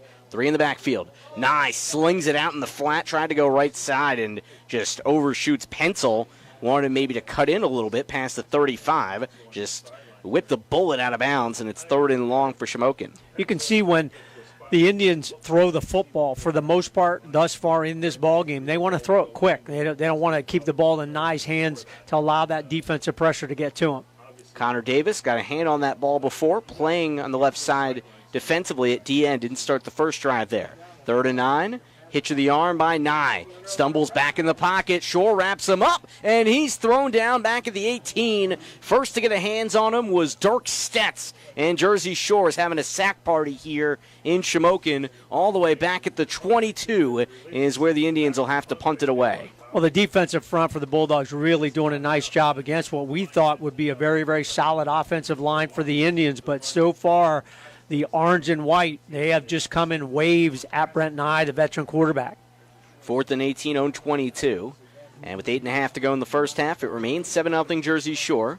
Shamokin punts it away with extra protection. Hockenbrock, the freshman, sends it out to Jersey Shore's 41 up the hash marks. Here's Cooper Peacock. He makes a few men miss. He's got room. Flag on the field. Left numbers at the 30, and an ankle tackle brings him up to the 26-yard line. Big return, Wisdom Artist Jones on the ankle tackle, but this may be coming back on a hold. Really good job there again by Cooper Peacock. Fielded that one cleanly. He's really starting to have great vision on the punt returns. We saw him have a couple really solid ones against Selinsgrove, but this penalty, Sam, is going to go against Shamokin. So the Bulldogs really going to be set up well here for the offense. This is one of the type of those drives. They've got to put it in the end zone. I believe that's a sideline warning. So Jersey Shore will get the ball at the 26. That won't change, but just the warning. You have to acknowledge that. And Shamokin is backed up defensively, only nursing a 7-0 lead here at the 8-minute mark of the second quarter in this divisional game. 1st and 10 at the 26 for Shore from the left hash. They split the receivers up 2 by 2 and now bring Dathan Tyson over to the right side slot to make it 3. Handoff, Hayden Packer stumbles left side outside the numbers. He's got room and finally brought out of bounds at around the 12 and just inside it. And Wisdom Artist Jones was the only thing holding him up from a touchdown up the left side. A flag did come in the defensive backfield, and Artist Jones looks to have fallen down, and he's not getting up right away. And we'll assess the flag, and we will tend to Wisdom Artist Jones when he gets up in a moment. It's 7-0 Jersey Shore, 8:03 to go here. In the first half, you're listening on the Bear Country Sports Network. Shop the Skeleton Key Boutique in downtown Lock Haven in the spot that used to be inhabited by CO2. Ashley Foltz has built her business from the ground up, and each week she models the new arrivals on the Skeleton Key Facebook page so you can see how each item fits. Most inventory sells out in those sessions. Pieces that remain can be purchased directly in the store where shopping's easy, fun, and personal. Join the movement toward well-made, fashionable clothes. Visit Skeleton Key Boutique, 19 East Main Street in Lock Haven. Weekdays 11 till 6, Saturdays 10 till 2. SkeletonKeyBoutique.com. Cutting Edge Country on WQBR. Sam Cooperman, Doug Byerly with you. Jersey Shore football up 7-0 on the road. Has the ball deep in the enemy territory, and a spot foul was levied out as we were going to break. Connor Griffin on a hold, and we'll see Jersey Shore getting the ball at the 19 of the Shamokin Indians, and Jersey Shore gets the ball from there, trying to extend this lead, beat Shamokin for a 10th straight time dating back to 2013. They come out of the timeout in the shotgun formation, right leg kick, and Brady Jordan sends Cooper Peacock from right to left. Gives it to the fullback. It's Hayden Packer slipping and sliding up the middle, and he bursts his way into the touchdown.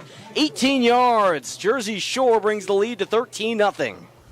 Super nice job by Hayden Packer. Spin move in the hole.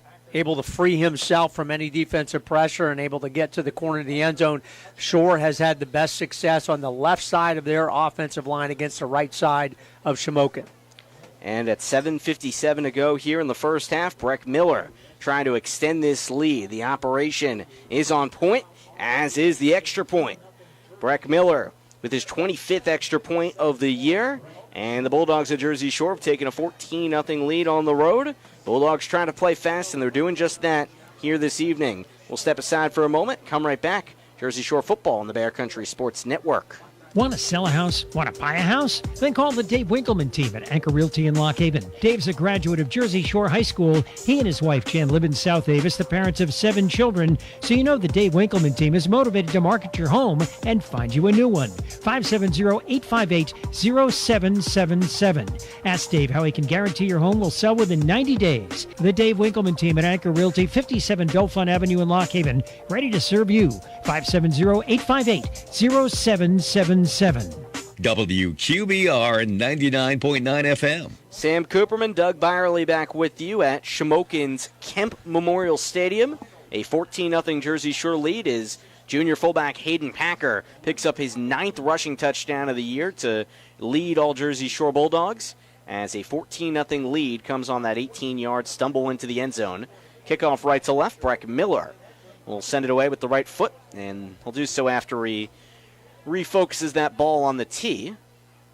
Jersey Shore's Hayden Packer comes over to the sideline. They need to make a substitution. Connor Davis comes on to fill out the special teams roster.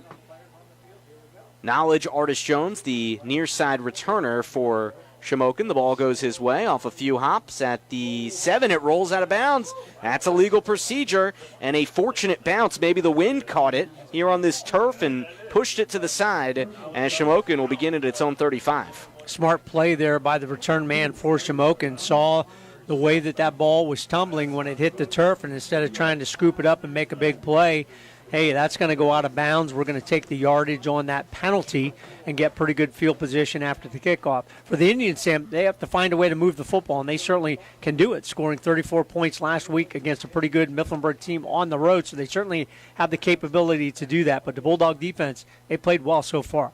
And Wisdom Artis Jones was the normal kick returner. He's on the sideline right now, went out with an injury a few moments ago. Shamokin in its own home purples, 1st and 10, its own 35 between the hash marks. Madden, the lone man in the backfield. They bring Frash from the left side over to the backfield. Madden gets the call into a pile in this 5-man front, and 4 Bulldogs smother him back at the 32. Forward progress keeps him back at the line of scrimmage, so no gain, and 2nd and 10 as Shamokin cannot advance the ball on their first play of the drive. Jack Rooney, Luke Springman, and then Carter Peacock from his linebacker position. They've been stout thus far against the run. I tell you, we probably don't talk about Zach Rooney enough. He is tough inside for the Bulldogs. And Hayden Packer must have had to get something adjusted before, because Dathan Tyson was in at linebacker that last play, but Packer is back on the field, the All-State linebacker. 2nd and 10, own 35 for Shamokin.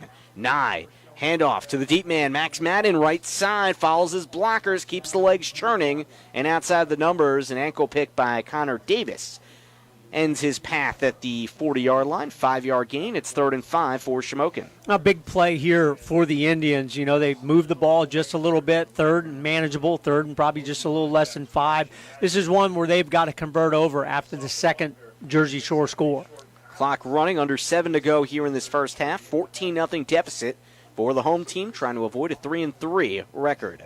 3rd and 5 at the 40, full house backfield. Nye zips it over the middle and right through the hands of Cedar at the 48 of Jersey Shore. Caden Hess played off him in coverage. He had a first down and a whole lot more, but the ball went right through the fingertips, and Shamokin gets an unfortunate break. Wide open, no question about it. Cedar is a good receiver, but was not on that play, right through the hands. And you're right, Caden Hess would have been chasing him toward us, toward the home side stands on that play, but falls incomplete. Sky is fully darkened here. Late second quarter in Shamokin, punt away by Hockenbrock. Sends it off from his own 30, and it gets behind Brady Jordan off the hop at his own 21. He fields it, tries to make something happen, right side, second guesses, then heads outside the numbers before he crashes down at the 25. The Jersey Shore quarterback got a little adventurous that time, and Shamokin heads right over to him, and Isaiah Mumford plucks him down. Jersey Shore brings it right to left, and the Bulldogs, with 6.5 to go in this first half, can bring this to a 3-possession game if they convert here. 14th offensive possession of the game for both sides, obviously. Decent return there by Brady Jordan. You're up 2 scores. Now you want to put together a nice drive, eat up some clock. Obviously, you'll take a score if you get it on the first play, but maybe eat some clock, kind of wear down your opponent. Receivers left to right, Griffin, Tyson, Peacock, and Hess on 1st and 10 from the shotgun. It's a delay handoff to Elijah Jordan, who spills right back at the line of scrimmage. He stumbled right, and he was right into the arms of Colton Lynch, the junior defensive end. It's 2nd and 10 on no gain for Jersey Shore. A little bit too much dancing there for Elijah Jordan. Take the hole that was there, use your speed. 3 receivers left. Elijah stands to the right hip of his brother Brady. Low snap to him. Gets the handoff, Elijah up the middle. A little bit of a hole forms, and he bursts his way right up the hash marks to the 30 before Corey Adams comes over to make the hip tackle. It's 3rd and 5 for Shore. Good job up there by Steinbacher and Luke Springman, again on that left side of the Bulldog offense. Jersey Shore up 14-0, 3rd and 5 at its own 30 here at Shamokin. From the right hash, Jordan waits, and it looks like he drew Hockenbrock, the freshman defensive end, offside. Or that's how it initially looked, but that's not the case. It's a false start. He was baited off, and that was because somebody twitched up front. Jersey Shore now has to go back to the original line of scrimmage for a 3rd and 10. One of those where you really can't see the offensive man move, but he moved enough for the official to throw the flag. Penalties a bit of a problem in this first half for Jersey Shore. Over a handful already, trending toward double digits. 3rd and 10 on 25. 5 and 20 to go here in this first half. Empty backfield for Brady Jordan. Elijah goes to the right side slot. Brady keeps it, runs it right, wrangled up and tossed aside. It was Lynch again. The defensive end was all over it, and maybe half a yard gain. And Jersey Shore on 3rd and long couldn't create any opportunities, and out comes the punting unit. Shamokin has done a very nice job against Brady Jordan in regard to running the football. Have a chance to get good field position here. They have Cedar, the lone man, back to return. They bring Knowledge Artis Jones up to the line. Looks like they'll try to really make an attempt at getting in the face of Cooper Peacock, the Shore punter. Halski will send away a snap from the Jersey Shore 26. Punt it right to left. Clean snap. It was partially blocked up front. Frash got his hands on it, but the ball takes a Jersey Shore friendly roll all the way past the 45 and up to their own 47. So close to Shamokin being able to make that count.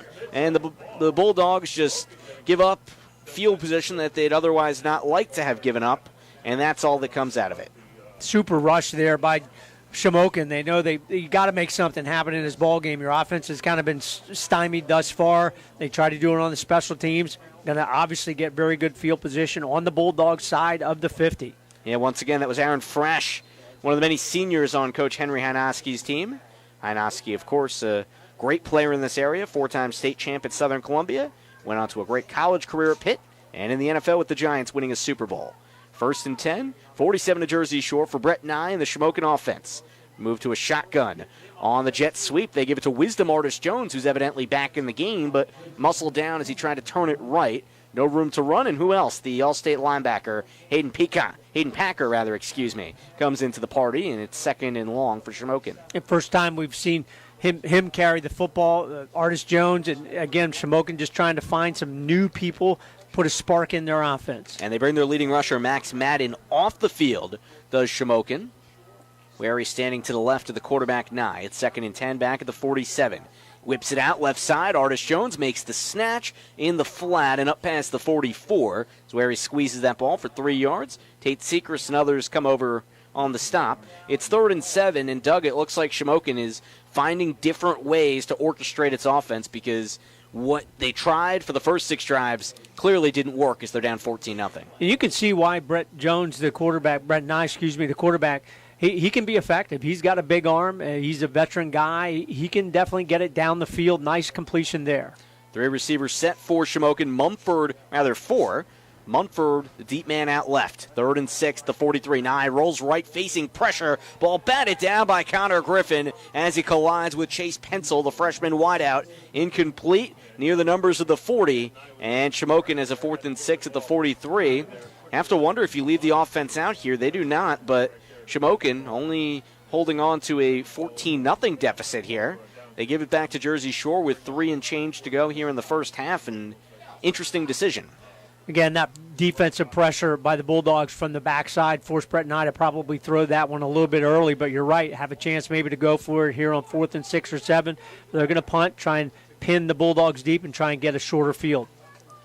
Hockenbrock awaits the snap at his own 45. Rugby style, Jersey Shore brings no one up to pressure the freshman punter, and a fair catch is the call back inside the 5. Brady Jordan comes in there to record the snatch. Jersey Shore backed up deep. Shamokin was trying to pin the Bulldogs back as far as possible there, and it worked fairly well. Well, they'll call it at the 7, actually, so that's where I guess Jordan was standing up to when he tailed under that ball. And the Bulldog offense, 1 passing touchdown, 1 rushing touchdown, a missed field goal. It's gotten opportunities. Shamokin has played fairly well defensively, and Jersey Shore starts this one up with 1st and 10 at its own 7. Brady Jordan under center in the eye. Caden Hess and Connor Griffin, the lone receivers. Connor Davis out as a blocker at tight end. Facing the 5-man front. And a litany of flags come onto the field before snap can be made if this is a false start, in which it is. Jersey Shore backed up really deep, and Doug, at halftime, penalties will surely be the talk of the town. Yeah, and we talked in pregame how penalties last week were not a problem for either team. Very clean ball game, but thus far, Shore has really hurt themselves with the yellow flags. 1st and 13, its own 3 with half the distance to the goal to get him out of trouble and give it to Hayden Packer, the fullback from the I, and he muscles his way up the middle across the 10 to the 11.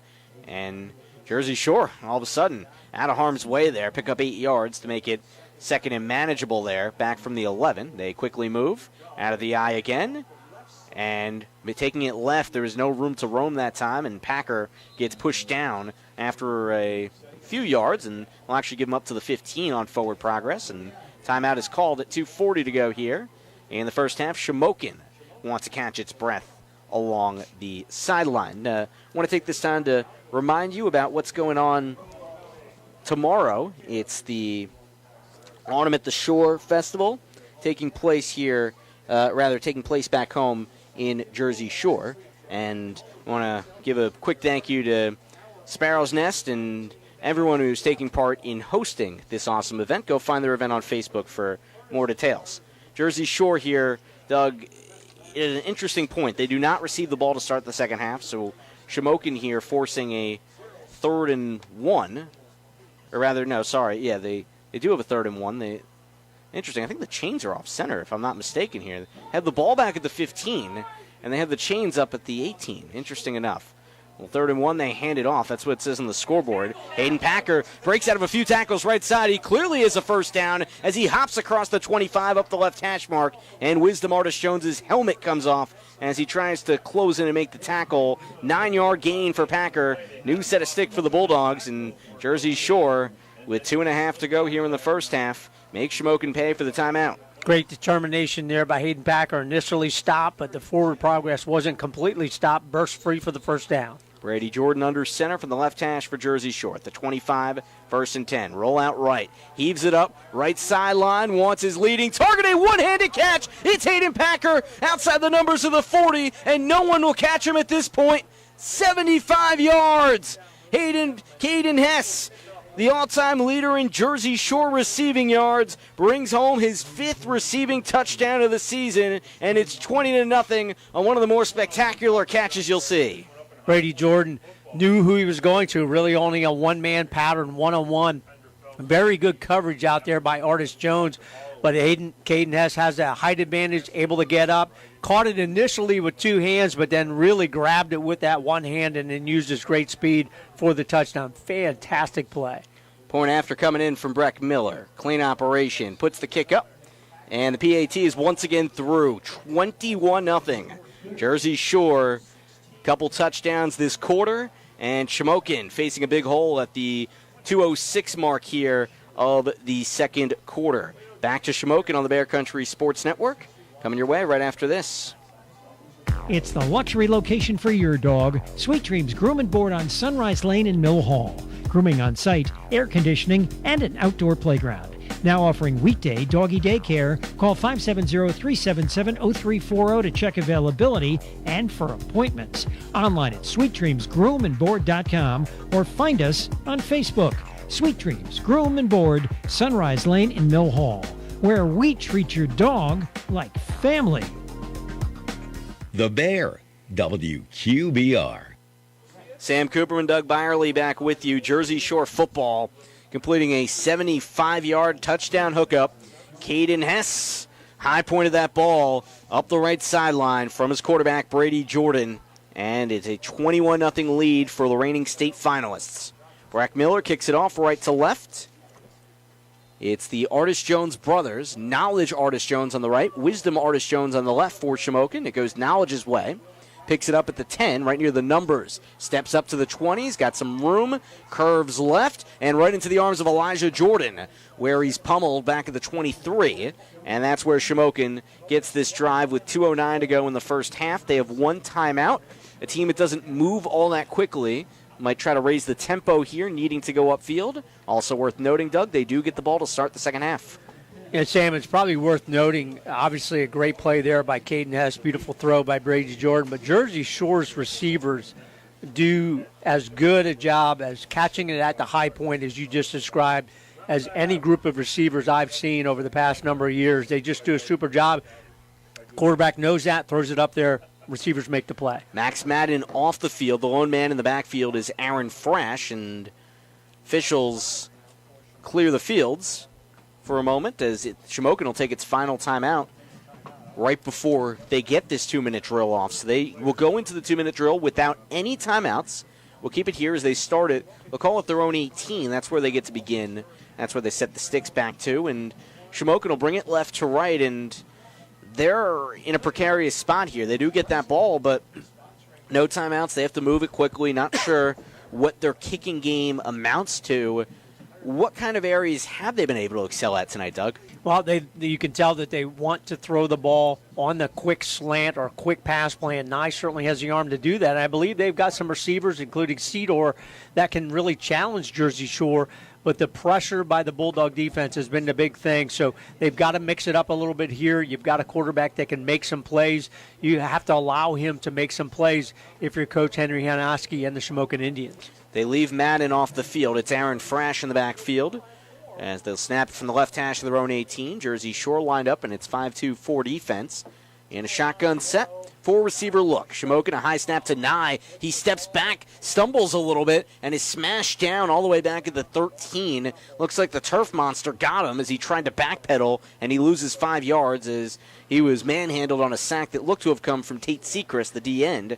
And it's 2nd and long for Shamokin here with the clock running. Sechrist has done such a good job from that defensive end position along with his counterpart, Connor Davis on the other side, who's in the ball game as well, taking some plays off tonight, a little bit banged up, as you mentioned, Sam. But this Bulldog defense, they want the ball back again for their offense.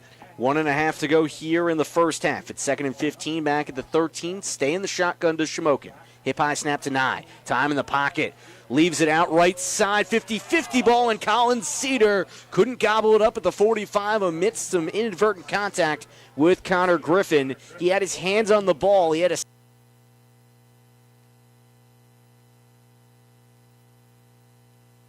hit immediately as he gobbles it up, and it's Hayden Packer, the All-State linebacker, back at the 4 to ram right into him, and that's another 9-yard loss for Shamokin. Nothing going right for the Indians, and Tom Gravish says, let's take a timeout on Jersey Shore's side because there is still 1:11 on the first half clock, and 21-0. The Bulldogs, Doug, they have a chance to pick up some more points going into the break. Brent Nye dropped the ball 2 times.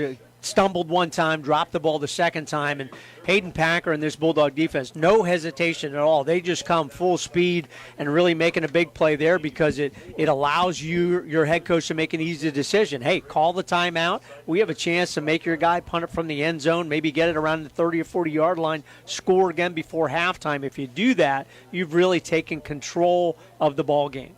And, Doug, you've seen Alex Jackson's defense for far longer than I have here for Jersey Shore. What conceptually is the idea behind that 5-2 front? It's just pressure. You're counting on your guys up front to be able to really hold their own and then allow those other guys from the linebacker and cornerback position to put pressure on, and they do it very well. Hockenbrock, the punter, the freshman, has his heels near the back of the end zone. He'll receive the long snap from Kitchen, and from there, Shore looks to close in, but a couple Bulldogs run across the line. It was Rooney and Davis who were ready to go hunting there from the left side and see which way that's going. It does go in favor of Shamokin. But they were already backed up to a 3rd and 30, or rather a 4th and 30. They didn't adjust it on the scoreboard here, but it was 4th and 30, and now it's 4th and 25. For whatever that's worth. Gives Hockenbrock a little more room in the end zone. Snap to him, makes him jump a little bit, but rugby-style twirling kick goes right up the middle of the field, skips down at the 35 and takes a Shamokin-friendly bounce behind the 45 to their own 46 before Colton Lynch gets over there. Something that former Penn State offensive coach, quarterbacks coach Charlie Fisher, who was on the broadcast for LHU on Saturday with me last week, was saying that that rugby-style kick, if you let it hit the ground on that first time, it's going to take a long bounce and not in the way you want it to if you're returning. Hockenbrock does a very good job. That's obviously turns the field around a little bit, but still very good field position. 59.3 seconds to go for the Bulldogs. First half 21-0 lead. Have it at the 46 of Shamokin, looking for more from between the hashes and the shotgun. Jordan, a pump fake. He almost lost the ball on it. Steps outside the pocket. Right side, over the middle. Batted incomplete. Angling towards the right sideline. Caden Hess coming off a touchdown grab last drive. Couldn't bring it in as it was slapped down by Knowledge Artis Jones from his safety spot. 2nd and 10 at the 46. Clock stopped at 51 seconds to go. Catchable ball there by Caden Hess, but a little bit behind him would have been a tough catch, and that one was on a rope with some good velocity from Brady Jordan. Good footwork in the pocket and getting outside of it, too. 2nd and 10 at the 46, left hash. Leg kick brings Hess over to the left side, and a 3-receiver set that side. One out right is Cooper Peacock. Jordan lofts it, looks right side, but throws it to the other team. Intercepted on the back line. He was looking for his target, Cooper Peacock, but instead he found the hands of Wary, and it's picked off by the safety Wary, and Shamokin will get the ball right back at the 11-yard line. Used Caden Hess as a decoy a little bit, along with Connor Griffin on the left-hand side, trying to go to the backside to Cooper Peacock, who obviously knows he can catch the football. Everybody does. Made the big play early in this ball game to get Bulldogs on the score, but good position there by Tyler Ware, and we mentioned him earlier. He had the touchdown, interception return for a touchdown last week in the game against the Mifflinburg Wildcats, so very capable defensive back. Big play there.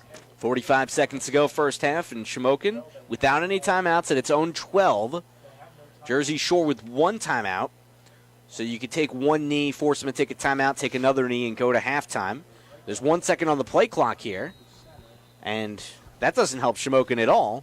That's just a delay of game, and that'll bring them back 5 yards, gives you less room to take said kneel down. But you presume, Doug, at this point, with how this offense has really been flat all half, that's probably the approach they take. I would hope so. You don't want to take a mistake or have an opportunity to hand it off and get a fumble and give Jersey Shore an easy scoop and score. And you talk about mistakes, Brady Jordan's pass, and they do line up in protection formation, Nye right under center, 1st and 10 at his own 7. They bring Frash back there. No play action. He goes for it near the goal line. He's wrapped up and thrown back behind it. That's a safety. It looks like waiting on the call. No, they say inside the 1. There is a little bit of room, and that was a very peculiar play call, Doug. I am shocked at that happening. Zach Rooney had his arms around him and was just waiting for the safety to be called. But that's not what happens. Jersey Shore forces them back to their own 1. It's 2nd and 17 from there for Shamokin. I agree with you, Sam. I mean, it's so easy to say from up here and from the stands, hey, take a knee, go into halftime, you're down 21. But they're going for the big play, seeing if they can get Cedar or another receiver open and then turn the momentum on your side. But Jersey Shore, no time given to Brett Nye, big sack there. I thought he was in the end zone, but he's at the 1, so you know Shore is really going to come on this next play or two. And Shamokin here cannot take a knee. Thank you again, Brandon Barker. He'll be on with us at halftime, giving analysis from here. It's 2nd and 20 inside their own 1. Cannot take a knee. There's no room to go back. Nye under center. I formation. Gives it to the belly of Max Madden. Just stumbles over the middle. And just across the line of scrimmage. And inside the 1, nowhere to go. 3rd and long here. And Shamokin with the clock under 20 seconds. Jersey Shore, no timeouts. Can just say, thank you very much. The football gods have kept them from giving up a safety, and the score will only be 21-0 going into halftime. But Jersey Shore has been relentless defensively, has been in attack mode offensively, and the Bulldogs have been in control of this entire game.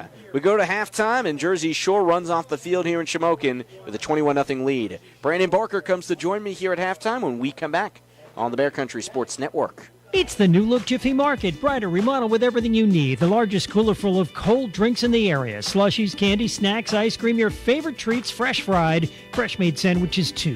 And the Pennsylvania skills games you love, plus Pennsylvania lottery tickets, an ATM, and so much more. Jiffy Market, everything you need in one place, crossing the post office in downtown Jersey Shore.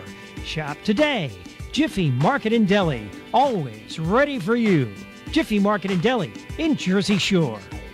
Living in the countryside shouldn't mean that you have bad internet. That's why River Valley Internet has expanded our coverage again. River Valley Internet now covers much of Lock Haven, Jersey Shore, Avis, and the surrounding countryside. Call River Valley Internet today at 570-433-7070 or go to rivervalleyinternet.net. Lock Haven, Jersey Shore, Avis, and the surrounding countryside. Start enjoying internet service without taxes, fees, modem rentals, or rate increases from River Valley Internet. Hollick's Coal and Fuel Oil Service offers volume discounts. A Jersey Shore fixture since 1915, a longtime supporter of Jersey Shore football coverage on the Bear Country Sports Network. Providing fast and reliable service to Linden, Jersey Shore, Avis, Woolwich, and Lock Haven. Hollick's has coal, heating oil, kerosene, mixed kerosene, and off-road diesel. 248 Locust Street, Jersey Shore. 570-398-1190. And online at hollickscoalandoil.com. Cleanliness and safety are essential to the success of any business. That's why Cintas has introduced our Total Clean program, a one-of-a-kind service that includes scheduled deliveries of essential cleaning supplies, hygienically cleaned uniforms, and on-site sanitizer and disinfectant services to help eliminate germs. Learn what the Cintas Total Clean program can do for you. Oh, I'm ready! Visit Cintas.com and get ready for the workday. Want to sell a house? Want to buy a house? Then call the Dave Winkleman team at Anchor Realty in Lock Haven. Dave's a graduate of Jersey Shore High School. He and his wife Jan live in South Avis, the parents of 7 children. So you know the Dave Winkleman team is motivated to market your home and find you a new one. 570-858-0777. Ask Dave how he can guarantee your home will sell within 90 days. The Dave Winkleman team at Anchor Realty, 57 Belfont Avenue in Lock Haven, ready to serve you. 570-858-0777. WQBR 99.9 FM. Halftime at Shamokin's Kent Memorial Stadium, and a big deficit to climb out of for Shamokin. They're down 21-0 here to the Jersey Shore Bulldogs. Sam Cooperman, Brandon Barker with you to bring you halftime coverage as Jersey Shore up in a big way. The Bulldogs scored 1 touchdown in the first quarter. It was Brady Jordan on the big play, 55 yards to Cooper Peacock. And then in the second quarter, first it was Hayden Packer from 18 yards out, and then 75 yards. Caden Hess's longest reception of the year, and it goes to the house. Second longest passing play of the year for Jersey Shore. And Brandon, Jersey Shore offensively has done all that, but defensively, I think that has to be the talk of this first half with just how much it is absolutely bludgeoned the Shamokin team. Yeah, and especially you don't think about it, how well they've done against the run, especially Max Madden, who had 4 touchdowns last week against their opponent. And then, you know, with that size of a line, I didn't think Jersey Shore in the trenches would be able to beat out Shamokin, but I'll tell you what, they're doing a great job, and they're bringing up as much pressure. And I want to single out right now Zach Rooney.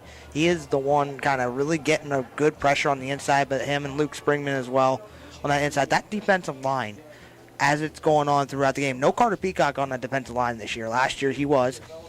A whole new guys on that front line. They're all coming together. They're all pressuring the ball. Connor Davis hasn't been involved a little bit in Seacrest. We saw a little bit of stints with him towards the end of the second quarter.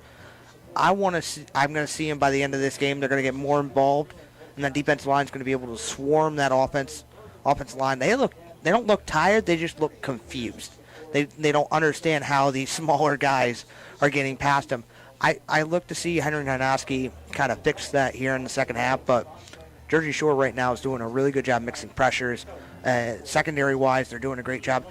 Honestly, they've been beaten a couple times. I will give them that. Cedar dropped a lot of footballs in that first half, but you know, for Jersey Shore defensively, they don't really have to change much, but they got to be careful here. Shamokin's going to come out swinging, and they're going to probably abandon the run more than likely and try to start passing more quick slants on the inside. Jersey Shore certainly keeping Shamokin to not being able to produce much offensively. And you talk about Madden, he's been a non-factor. In fact, just to adjust offensively, Shamokin has taken him off the field in favor of Aaron Frash to be the lone man in the backfield. So that's really what things have amounted to, is Shamokin is in a 21-0 hole, and they get the ball to start the second half, but I just don't know how they can possibly attack this team that Jersey Shore is bringing at them defensively. They really just seem to find no room for error. They've committed lots of errors, and now they're going to climb out of a 3-touchdown hole. Yeah, what they got to do, they got to start out offensively. They've got to be able to win the front line. They got to be able to protect their quarterback at all costs, give him some time to throw. And then when they make these throws to Cedar or any other receiver, they got to be able to catch him at the point of attack. Even if it's 4 or 5 yards on a reception, that's still positive yards. When you're dropping those balls, you quickly go to second down. Then you quickly go to third down. Then you go to the deep ball, and then it doesn't work. You can't go to the deep ball right away unless somebody's open. Well, we saw a couple times, too, where they were 50-50 balls that Shamokin could have won, should have won the 50-50 ball, and they just didn't catch it. And that's the problem right now. They got to be able to find connections between their quarterbacks, their receivers, and even their tight end right now, Hockenbach, who's, I feel like hasn't been shown at all yet because the run game is not being used more. I expect it, like I said, I expect Shamokin to abandon the run game a little bit more towards the second half and start the throw, but it's all going to start with them being able to catch the balls offensively. Certainly a lot to take in and a lot more analysis to come your way. When we come back, Brandon's going to run through some scores around the area, and I think one that might grab your attention. We'll have that for you in a moment on the Bear Country Sports Network. At halftime, 21-0 Jersey Shore, trying to move to 6-0 here at Shamokin. Susquehanna Transit and Susquehanna Trailways have part and full-time opportunities available for school bus and motor coach drivers. Transport children to school daily, groups to sporting events, music venues, ports of departure, and much more. Are you recently retired, needing spending money for the holidays? Enjoy travel? Become part of the Susquehanna team. 570-753-5125 or email charters@susquehannabus.com. They train and offer performance bonuses too. The best pizza in town, Domino's in Jersey Shore, with a full menu, including pizza, of course, chicken, pasta, sandwiches, breads and sides, desserts, and drinks, plus the mix and match deal, the perfect combo deal, and the week-long carry-out deal, all available online at Domino's.com. Search Domino's Jersey Shore, delivery or carry-out. Open Sunday through Thursday, 10:30 a.m. to 11 p.m. Friday and Saturday till midnight. 570-398-7000. Domino's, 1138 Allegheny Street, Jersey Shore. Love your tomorrow with Casper. The new Casper Cooling Collection has everything you need to help you sleep cool all night long. When it comes to a better night's sleep, the Casper Cooling Collection and Rise adjustable bases have you covered. Explore all Casper products, mattresses, sheets, pillows, and more at Casper.com and use code WW100 for $100 off select mattresses. That's code WW100 for $100 off select mattresses. Exclusions apply. See Casper.com for more details. McMahon, Ferguson & Associates Insurance Agency is your local Erie insurance agency. They handle your home, auto, commercial, and life insurance needs. Let's talk life insurance. If something happened to you, would your family be prepared? Let McMahon, Ferguson & Associates craft the perfect life insurance policy for you. Call 570-398-4090 or visit 1020 Allegheny Street, Jersey Shore. McMahon, Ferguson & Associates Erie Insurance Agency. It's the luxury location for your dog. Sweet Dreams Groom and Board on Sunrise Lane in Mill Hall. Grooming on site, air conditioning, and an outdoor playground. Now offering weekday doggy daycare. Call 570-377-0340 to check availability and for appointments. Online at sweetdreamsgroomandboard.com or find us on Facebook. Sweet Dreams Groom and Board, Sunrise Lane in Mill Hall, where we treat your dog like family. Cutting Edge Country on WQBR. Sam Cooperman, Brandon Barker back with you at Shamokin's Kemp Memorial Stadium.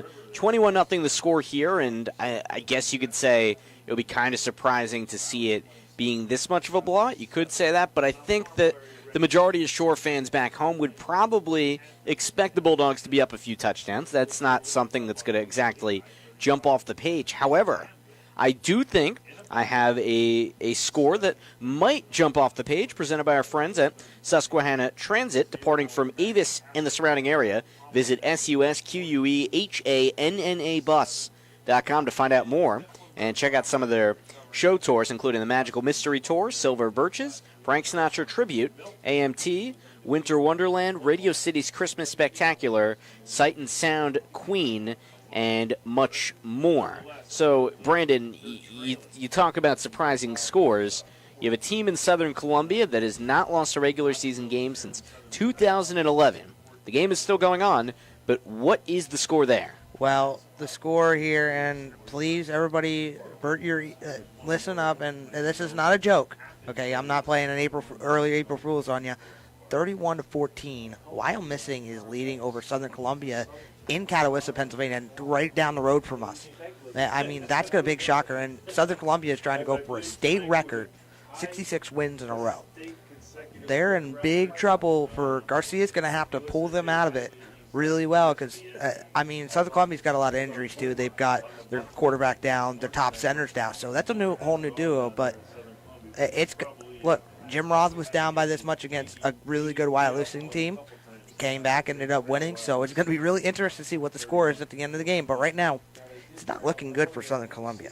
Yeah, Wyomissing, a team that last year advanced pretty far in the state playoffs, but this year they're a team that's always in contention, to be sure. But right now, they're taking on a Southern Columbia team that still has some guys left from these now, 4 straight state titles. Their last title game loss in states is 2016, and Ambulance leaves here.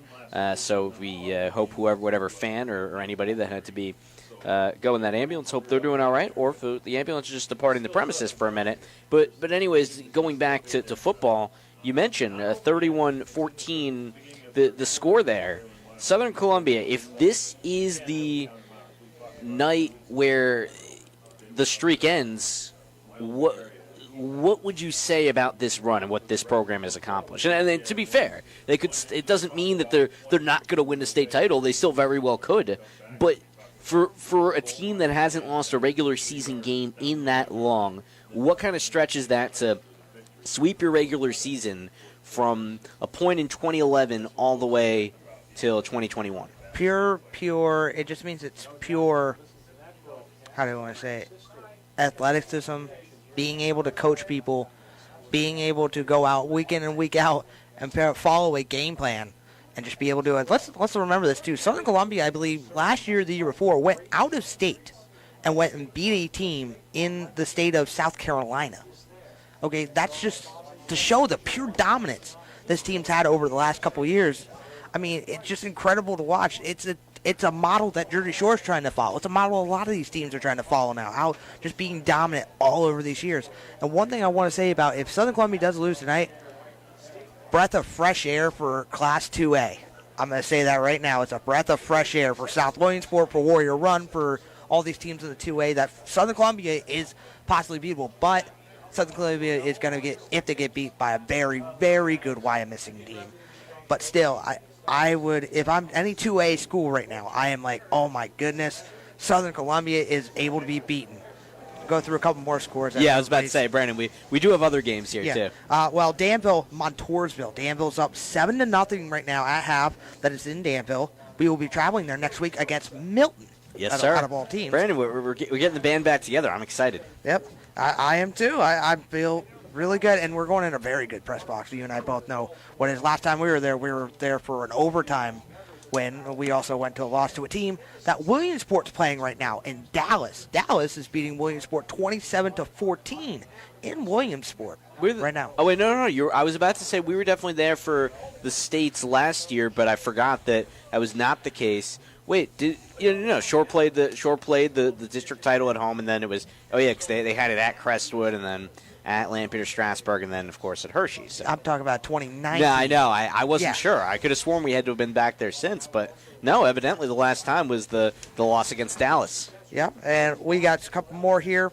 Sealands Grove up 14-0 over Shikellamy right now. Sealands Grove trying to avoid an upset from Shikellamy. Shikellamy trying to get their first win of the year. Loyalsock up 10-7 over Troy. Troy 10-7 over Loyalsock. And as much as the game, Mount Carmel up 13-6 over Bloomsburg. And Mifflinburg right now up, the team that Jersey Shore is going to face next week, up 14-0 over Milton in Milton. So watch out for that score at the end of the game. We're going to definitely keep our eye on Southern Columbia. I want to give note the Central Mountain game for tomorrow will be at 7 o'clock p.m. If anybody's looking for that in that area. It will be in Warrior Run, though. Warrior Run's not a real good team this year, but Central Mountain trying to keep their positive record going and maybe set up a potential big game at the end of the year between these two. And at 1 o'clock, because of field issues at Columbia Montour, at South, they will be playing at 1 o'clock in the afternoon. Well, something to note, and thank you for that, Brandon. The remaining opponents for Jersey Shore, there'll be some tough teams in there. Everybody comes into tonight 4-1. Milton, Danville, Bald Eagle Area, and Central Mountain, all teams that have started the first half of their season with only one loss. And BEA and Tyrone 7-7 game. Those teams are certainly teams that can really give Jersey Shore a test. And you look conversely, there was the game against Selinsgrove, and the Seals since then have not lost since that Week 2 matchup. But there was the Montoursville victory, but I think Montoursville isn't quite at its peak this year, what we've seen through half a season. There's still time. The schedule's going to get harder is a long way to say that. So, Brandon, you look at that, you think that things could definitely get a little tougher there. Yeah, it can, and the two games I want to watch for, the three games actually, Danville, BEA, and Central Mountain. Last time BEA played Jersey Shore was a blowout in BEA. Last time Central Mountain played them was a blowout. Well, thank you, Brandon. I guess we're not doing a stretching clock here this evening because unless I missed something and the clock was on and we never saw it, I think we're just going into the third quarter because we have everybody lined up here, and the clock never reset and went to the extra 2.5 minutes that the kids get to stretch coming out of halftime, but that's the deal. Doug Byerly, happy to have you back here. Did I miss something? No, you are absolutely correct. I was thinking the same thing. They didn't reset it, but the teams are on the field. Breck Miller is ready to kick it off, and we are ready to go for half number 2. And the wind picking up as we work through the night here in Cole Country, Cole Township, Pennsylvania. Breck Miller for Jersey Shore and the Road Whites kick it off right to left. Back to the Artis Jones brothers. Knowledge Artis Jones, tails under it, fields it outside the numbers at his own 10. Along the right sideline, goes in and out, up to the 23. And he's escorted out of bounds by a couple of Bulldogs. One of them being Dathan Tyson, the sophomore, who's having his name called more and more throughout the second half of the season. Shamokin left to right. They take it there to start the third quarter in a 21-0 hole. And the Indians, they have to get something stirring here, Doug, because offensively, they had just about nothing in that first half. Yep, offensively, Shamokin really, the old proverbial, they laid an egg in that first half, and they need to get going here with this first drive in the third quarter. Max Madden back in the game, a two-back set with him and Aaron Frash. Colin Cedar, the lone receiver, out right.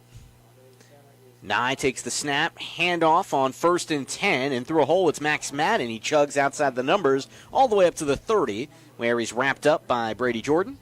And a few yards there, 6 of them to be exact, and that's a way to start off the third quarter, get a little momentum. 2nd and 4 for Shamokin. Their best running play of the ball game to kick off this second half. Max Madden, he certainly is capable of doing some damage. His Bulldog defense has contained him thus far tonight. In the right side slot, it's Tyler Wary. Nye under center. 2nd and 3 at the 31. They give him 7. Back to Madden they go. Into the arms of Connor Davis with Carter Peacock, the linebacker, closing in. Gets it up to the 33, a yard shy of the sticks. 2 tough yards on the run to the right. And it's 3rd and short for Shamokin. Content on running the ball early in this drive. Pivotal play here for the Indians. 3rd and short, a play that you should be able to convert. Nye still remains under center in that eye. Right back behind him, it is Madden. He gets the call, runs over left guard this time, and he's sent to the side. Carter Peacock directs him down, and it's not enough to move the sticks. He barely gained an inch. Jersey Shore closed in, and the Bulldogs keep him at bay. And we'll see if Shamokin brings out the punting unit or if they decide to get risky here with 10.5 to go in the third. Opening drive of the third frame, they do change personnel, and you always have to watch a fake in a situation like this. Zach Rooney, Dirk Stetz, and Carter Peacock and Hayden Packer came in and just really stoned him on that 3rd and very short. And Henry Hanowski, really no choice. He's got to punt it away. And he sends out Hockenbrock, the freshman, who's been awfully active tonight. Rugby style, the right-footed kick. Plops it over between the hash marks of the Jersey Shore 32. It got behind the returner, Brady Jordan. Sidesteps back at the 32 outside the hash marks and charges up past the 36 or so. He was whacked down over there, and it was Colton Lynch on the tackle, Jersey Shore, from just in front of its own 35. They'll try to get something stirring as they get the ball back. 21-0 lead. Early third quarter, a couple passing touchdowns and one on the ground as well for the Bulldogs. Brady Jordan, the junior quarterback, making his 6th career start. A couple touchdown passes early and penalty at the end of the play, Doug. Well, they look like they're going to repunt this one, Sam. They're taking this all the way back to the Shamokin side, and you have to be interesting to see that. And that's going to go against Shamokin, I believe, and it is. Yeah, and looks like everyone up here in the press box, the folks from Black Diamond doing the game for Shamokin side right beside us here on press row, and they didn't seem to be sure either what's going on. Brandon Barker calls that as a legal procedure, so we get a re-punt. And that's what the officials are saying. 9:54 to go here in the third. Hockenbrock will do it again. Fields the snap at his own 16. Toes it up to the left side of the Jersey Shore 40 on a fly. Cooper Peacock just rushes past some pressure. Outside the numbers 40, still on his feet, cuts it inside, 35-30, breaks off a few guys on him, and rumbles all the way up to the 20. Cooper Peacock, a major return, and he finally is brought out of play by Isaiah Mumford. Jersey Shore says thank you very much on the ruling by the officiating crew as they have the ball right near the Shamokin red zone to kick off the third quarter. This always shows what you can do when you can field the punt. Cooper Peacock did not have a lot of room there, but made room on the return. Super play on special teams. Brushed off a couple would-be tacklers. Offset eye on 1st and 10 at the 21 of Shamokin, left hash. Pitch right for Jersey Shore. Here's Elijah Jordan. Gives a little hop step, keeps on his feet, spins past the 16, and wrestled down by Adams at the 15 or so. There is a flag from behind the line of scrimmage, and we'll see what happens there. Brock Nye was also in the mix on that tackle. Yeah, it looks like this one's going to go against the Bulldogs. Lyman there, they were not happy. They thought that they were pretty clean on those blocks, but the officials disagreed. This one's going to be a big one. Set them back number of yards, 10 yards plus on that play from the spot of the foul. Ball brought back to the 34 of Shamokin on the hold. Jersey Shore takes it right to left between the hash marks and becomes a 1st and 20 from there. Out of the eye, handoff, Elijah Jordan, tugged down. Brock Nye gets his hands on him and tosses him to the turf back at the 33. Maybe gain half a yard there. Jersey Shore, a 2nd and long from there. Line to gain all the way inside the Shamokin 12. Brock Nye certainly really active on the defensive side. Again, the Shamokin up front guys have played pretty well except for the big explosive plays of the Bulldog offense.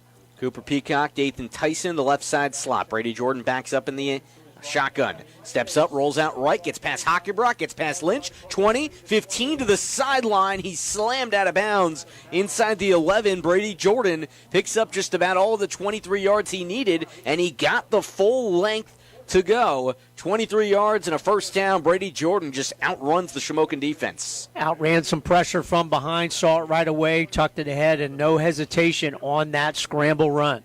1st and 10 at the 11 of Shamokin. Shore up 3 touchdowns from the right hash in the shotgun. Jordan, a handoff. This is his brother Elijah Jordan. Hops right into a crowd at the 10. Plays blown up there. Give him a yard and a half. Actually, they'll say he got all the way down to the 9. So he gets a couple of yards there. Jersey Shore moves it right to left. It's 2nd and 7 there from inside the 9 of Shamokin. And back in the shotgun at the right hash against the 5-man front. Shore moving quickly. Jet sweep from the right side slot. It's Cooper Peacock on his feet. Lowers the shoulder all the way inside the 3. And finally it looks like Artis Jones tugs him down. And Jersey Shore gets inside the 2 for a 1st and goal from there. And on that tackle, Wisdom Artis Jones hits the deck, and he's not getting up right away. Really nice play call there on that jet sweep. Cooper Peacock, I thought he was in, but the back did go down before he got into the end zone, but it sets him up, Sam, as you described. 1st and goal from inside the 2.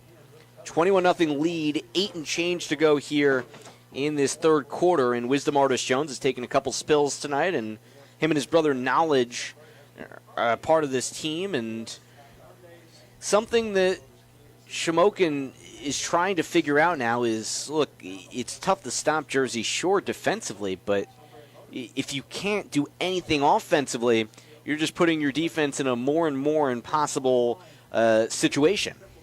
When you can't move the football and your defense has to be on the field time after 3 and outs or maybe one series and then a quick out, it really makes things tough. We've seen Jersey Shore have some games like that where the offense just couldn't get going.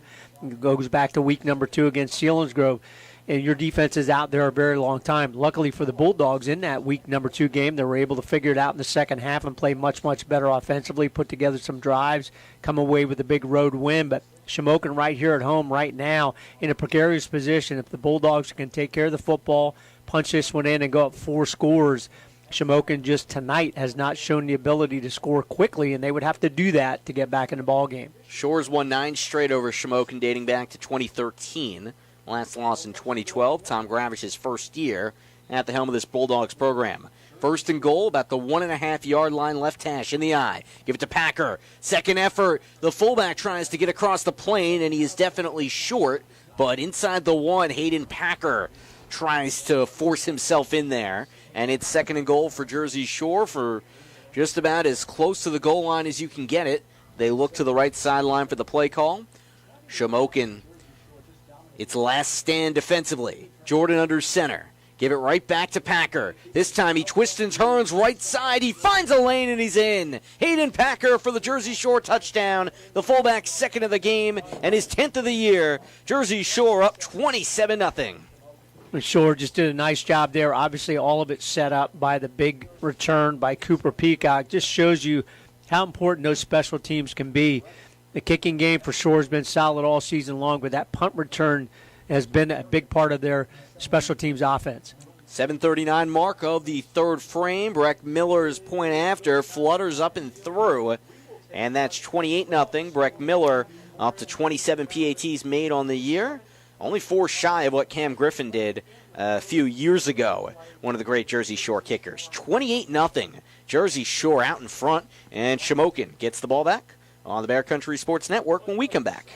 Serving over 3,000 clients, S.A. Piper Logistics offers short or long-term warehousing, inventory and order management, fulfillment, and forward and reverse logistics, which is a complicated way of saying they'll take your product to them or pick their product up for you and keep track of it the whole time. And S.A. Piper offers e-commerce support. Find out more. Go to sapiperlogistics.com. That's sapiperlogistics.com. Essex 820 East Bald Eagle Street, Lock Haven. WQBR 99.9 FM. Breck Miller for the kickoff. Jersey Shore up 28-0, and the Bulldogs trying to further extend this lead. They need to stop first here on the road at Shamokin, a district and divisional foe. Sam Cooperman, Doug Byerly with you. Miller, the right-footed junior, sends it to the right side. At the 15, picked up by Knowledge Artist Jones, zigzags out towards the right sideline and guided out of play at the 24. Jersey Shore gets a few guys down in the vicinity, and once again, it's Gabe Andrus on special teams along with Dathan Tyson converge for the tackle. And Shamokin, Doug, offensively, they've tried to mix it up, and at points it looks like they've been able to somewhat accrue yards, but this has really been a game in where offensively it's been almost impossible for them. Shore defense really played well thus far in the ball game, and now you know they're thinking, hey, we want a shutout against a good Shamokin offensive team. Jersey Shore in the 5-2 defensive front, Brett Nye. Last year an all-league quarterback under center. Right behind him it's Wary. In the 3-back set, handoff Frash, runs left side, over left guard, tries to plow across the 30, and up to the 34 he goes with guys lunging at him, and Hayden Packer is in on the tackle. Pickup of about 6 or so, and it's 2nd and 4. Shamokin starts off the drive with a pretty productive run. Frash, nice running back as well. You would think they'd be able to run the ball a little bit more effectively with multiple guys that can carry the football. Right back to it. Nye under center, between the hashes. Handed off wide. Max Madden outside the hash marks and nowhere to go. Leans up to the 35. Maybe gets a full yard, not much else, as Zach Rudy combines with safety Brady Jordan on the tackle. 3rd and about 4 still. Not much doing there as Shamokin huddles up. The big difference in this ball game thus far is that Shore has been able to really take Max Madden out of the ball game. Again, thus far in the ball game, he can always break one, but the Bulldogs have done a great job against Madden. Cedar, the receiver, out to the left. 2 tight ends set. Hockenbrock, the tight end, to the right for Shamokin. 3rd and 4 under center. Nye faces pressure, stumbles out of it, whips it over the middle, and batted down. Jersey Shore's Peacock had an interception, but the corner, Caden Hess, didn't see him there, so he smacked it to the ground. But Cooper Peacock had a ball coming right to the numbers at the 45, and he could have been off for a big return. And the Bulldogs instead will have to settle for receiving a punt. Nye again under pressure, that time up the middle, but then Hayden Packer as well on a blitz, forced that errant throw. Should have been an interception for the Bulldog defense, but they'll take the punt again from Hockenbrock. Hockenbrock once again lines up to receive the long snap. Knowledge Artist Jones comes out there. They need to get everybody out in the field, and they don't do so in time. So with the play clock waning, Coach Henry Hanaski brings his guys over to the side. We're at 6:25 to go here in the third quarter. 28-0 Jersey Shore in the driver's seat and then some here in Shamokin. And Jersey Shore with a win, which is certainly looking like the game is tilted in their favor. We'll move to 6-0, and this will be a 15th straight win in regular season play, Doug. You've seen this team play for a long time. You've seen them before Coach Gravish got here, the early years under Coach Gravish, and now where they're at. What has this transition been like? It's just been very impressive. You know, we've talked about it off and on for a long time to see where the program was and how bad they were in year number 1. But he said, hey, we've got a plan. We're going to figure it out. We're going to take our lumps for a year or two. And then once they turned it around as a program, they've just continued to build from there, really build a good culture, a good tradition where kids want to play. They know that they will have a chance to win if they follow the program. They're in a very good spot right now, no doubt about it. Hockenbrock punted away from back inside the 23. Macaluso on the long snap for Shamokin. Snap's a little short, but Hockenbrock gets up to it. Spends a spiraling punt to the Jersey Shore 33. Peacock Adventurous does field a return. Charges past the 45, and right outside the left hash marks is belted at the 50. Jersey Shore right at midfield is where it'll get the ball back after Shamokin gets Max Madden in on special teams for the hit. And the Bulldogs may soon turn to Jaron Loomis. The sophomore is tossing the ball around on the sidelines for now. Brady Jordan, the starting QB, gets his personnel set. Dathan Tyson, part of the 4 receiver set. Jersey Shore with Hayden Packer, the lone man in the backfield, to the right hip of Jordan. 28-0 lead in hand on the road. In motion, Peacock across the line. 1st and 10. Jordan, pitch out right on the RPO. Here is Packer, muscled down right back at the line. He tried to turn the corner, but he really had no room to get outside. Colton Lynch just tosses him aside. It's 2nd and long, Jersey Shore. Lose about half a yard on the run. We've talked about Colton Lynch a couple times tonight. Very good from that defensive end, outside linebacker position. He's got good size, good speed as well. Jersey Shore from back at its own 49, right hash, same formation. Hess moves to the left side, and a 3-receiver look that way. Jordan looks that way, pops one up that way. That throw is way too long, and Caden Hess was 5 yards away from that pass. Jordan just threw it away with nowhere to go. Cedar did a nice job in coverage on the All-State receiver, and it's 3rd and long, Jersey Shore, back at the 49. Looked down the field very quickly to Connor Griffin, but then went on the side to his second read, but good coverage there by Cedar. From the right hash they go, in the shotgun, 2-by-2. Jordan rolls out right. Packer blocks for him, whips it out to the sideline, and Hess had it for a moment. He tried to cradle it at the 41 of Shamokin, but couldn't ultimately haul it in. It's poked away, incomplete. Cedar pries it loose, and Jersey Shore set to punt from midfield, remaining up 28-0 here on the road at 5:33 in the third. If you're the Indians, you're very pleased with that 3 sets there. Really put some pressure on Brady Jordan. You're going to get the ball back here in pretty decent field position.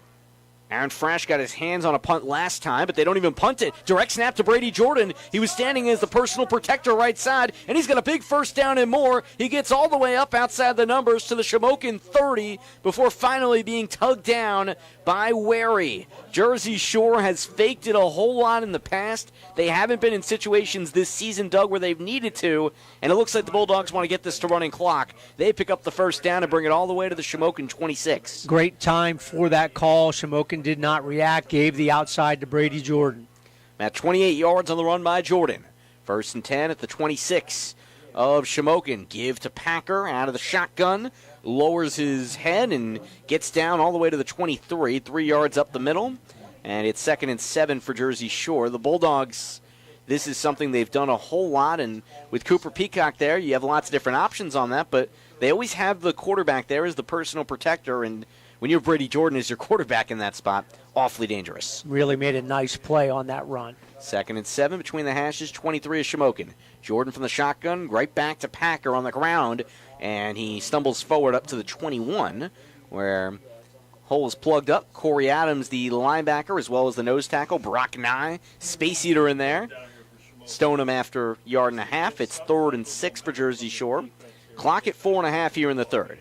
Slow down the pace a little bit. Give the legs a rest. Dathan Tyson, a lot of room in the left side slot. 4-receiver look. Jordan, 3-step drop, pumps once, runs out left. He's got room, turns the quarter 20, left sideline 15, and dragged to the side at the 12. So that's where they'll call it out there. And Jersey Shore with enough to move the chains. It's 1st and 10 from there. Bulldogs get in there, and Chase Pencil guides him out. In the first half, Shamokin did a much better job against Brady Jordan, not giving him the lanes to run to the outside. Saw that his players recovered, tucked it in, big first down. 1st and 10, Jersey Shore, 12 of Shamokin. Late third quarter. Jordan, handoff. Packer from the shotgun, twisted up and loses yards. Brock Nye got right over to him all the way back at the 15, and he's doing a nice job at nose tackle, Doug. 5'4", and he's hanging with the big guys. I tell you, he's tough in there. Low center of gravity. He gets through those gaps and does a very nice job. Once he gets his hands on you, he brings you to the turf.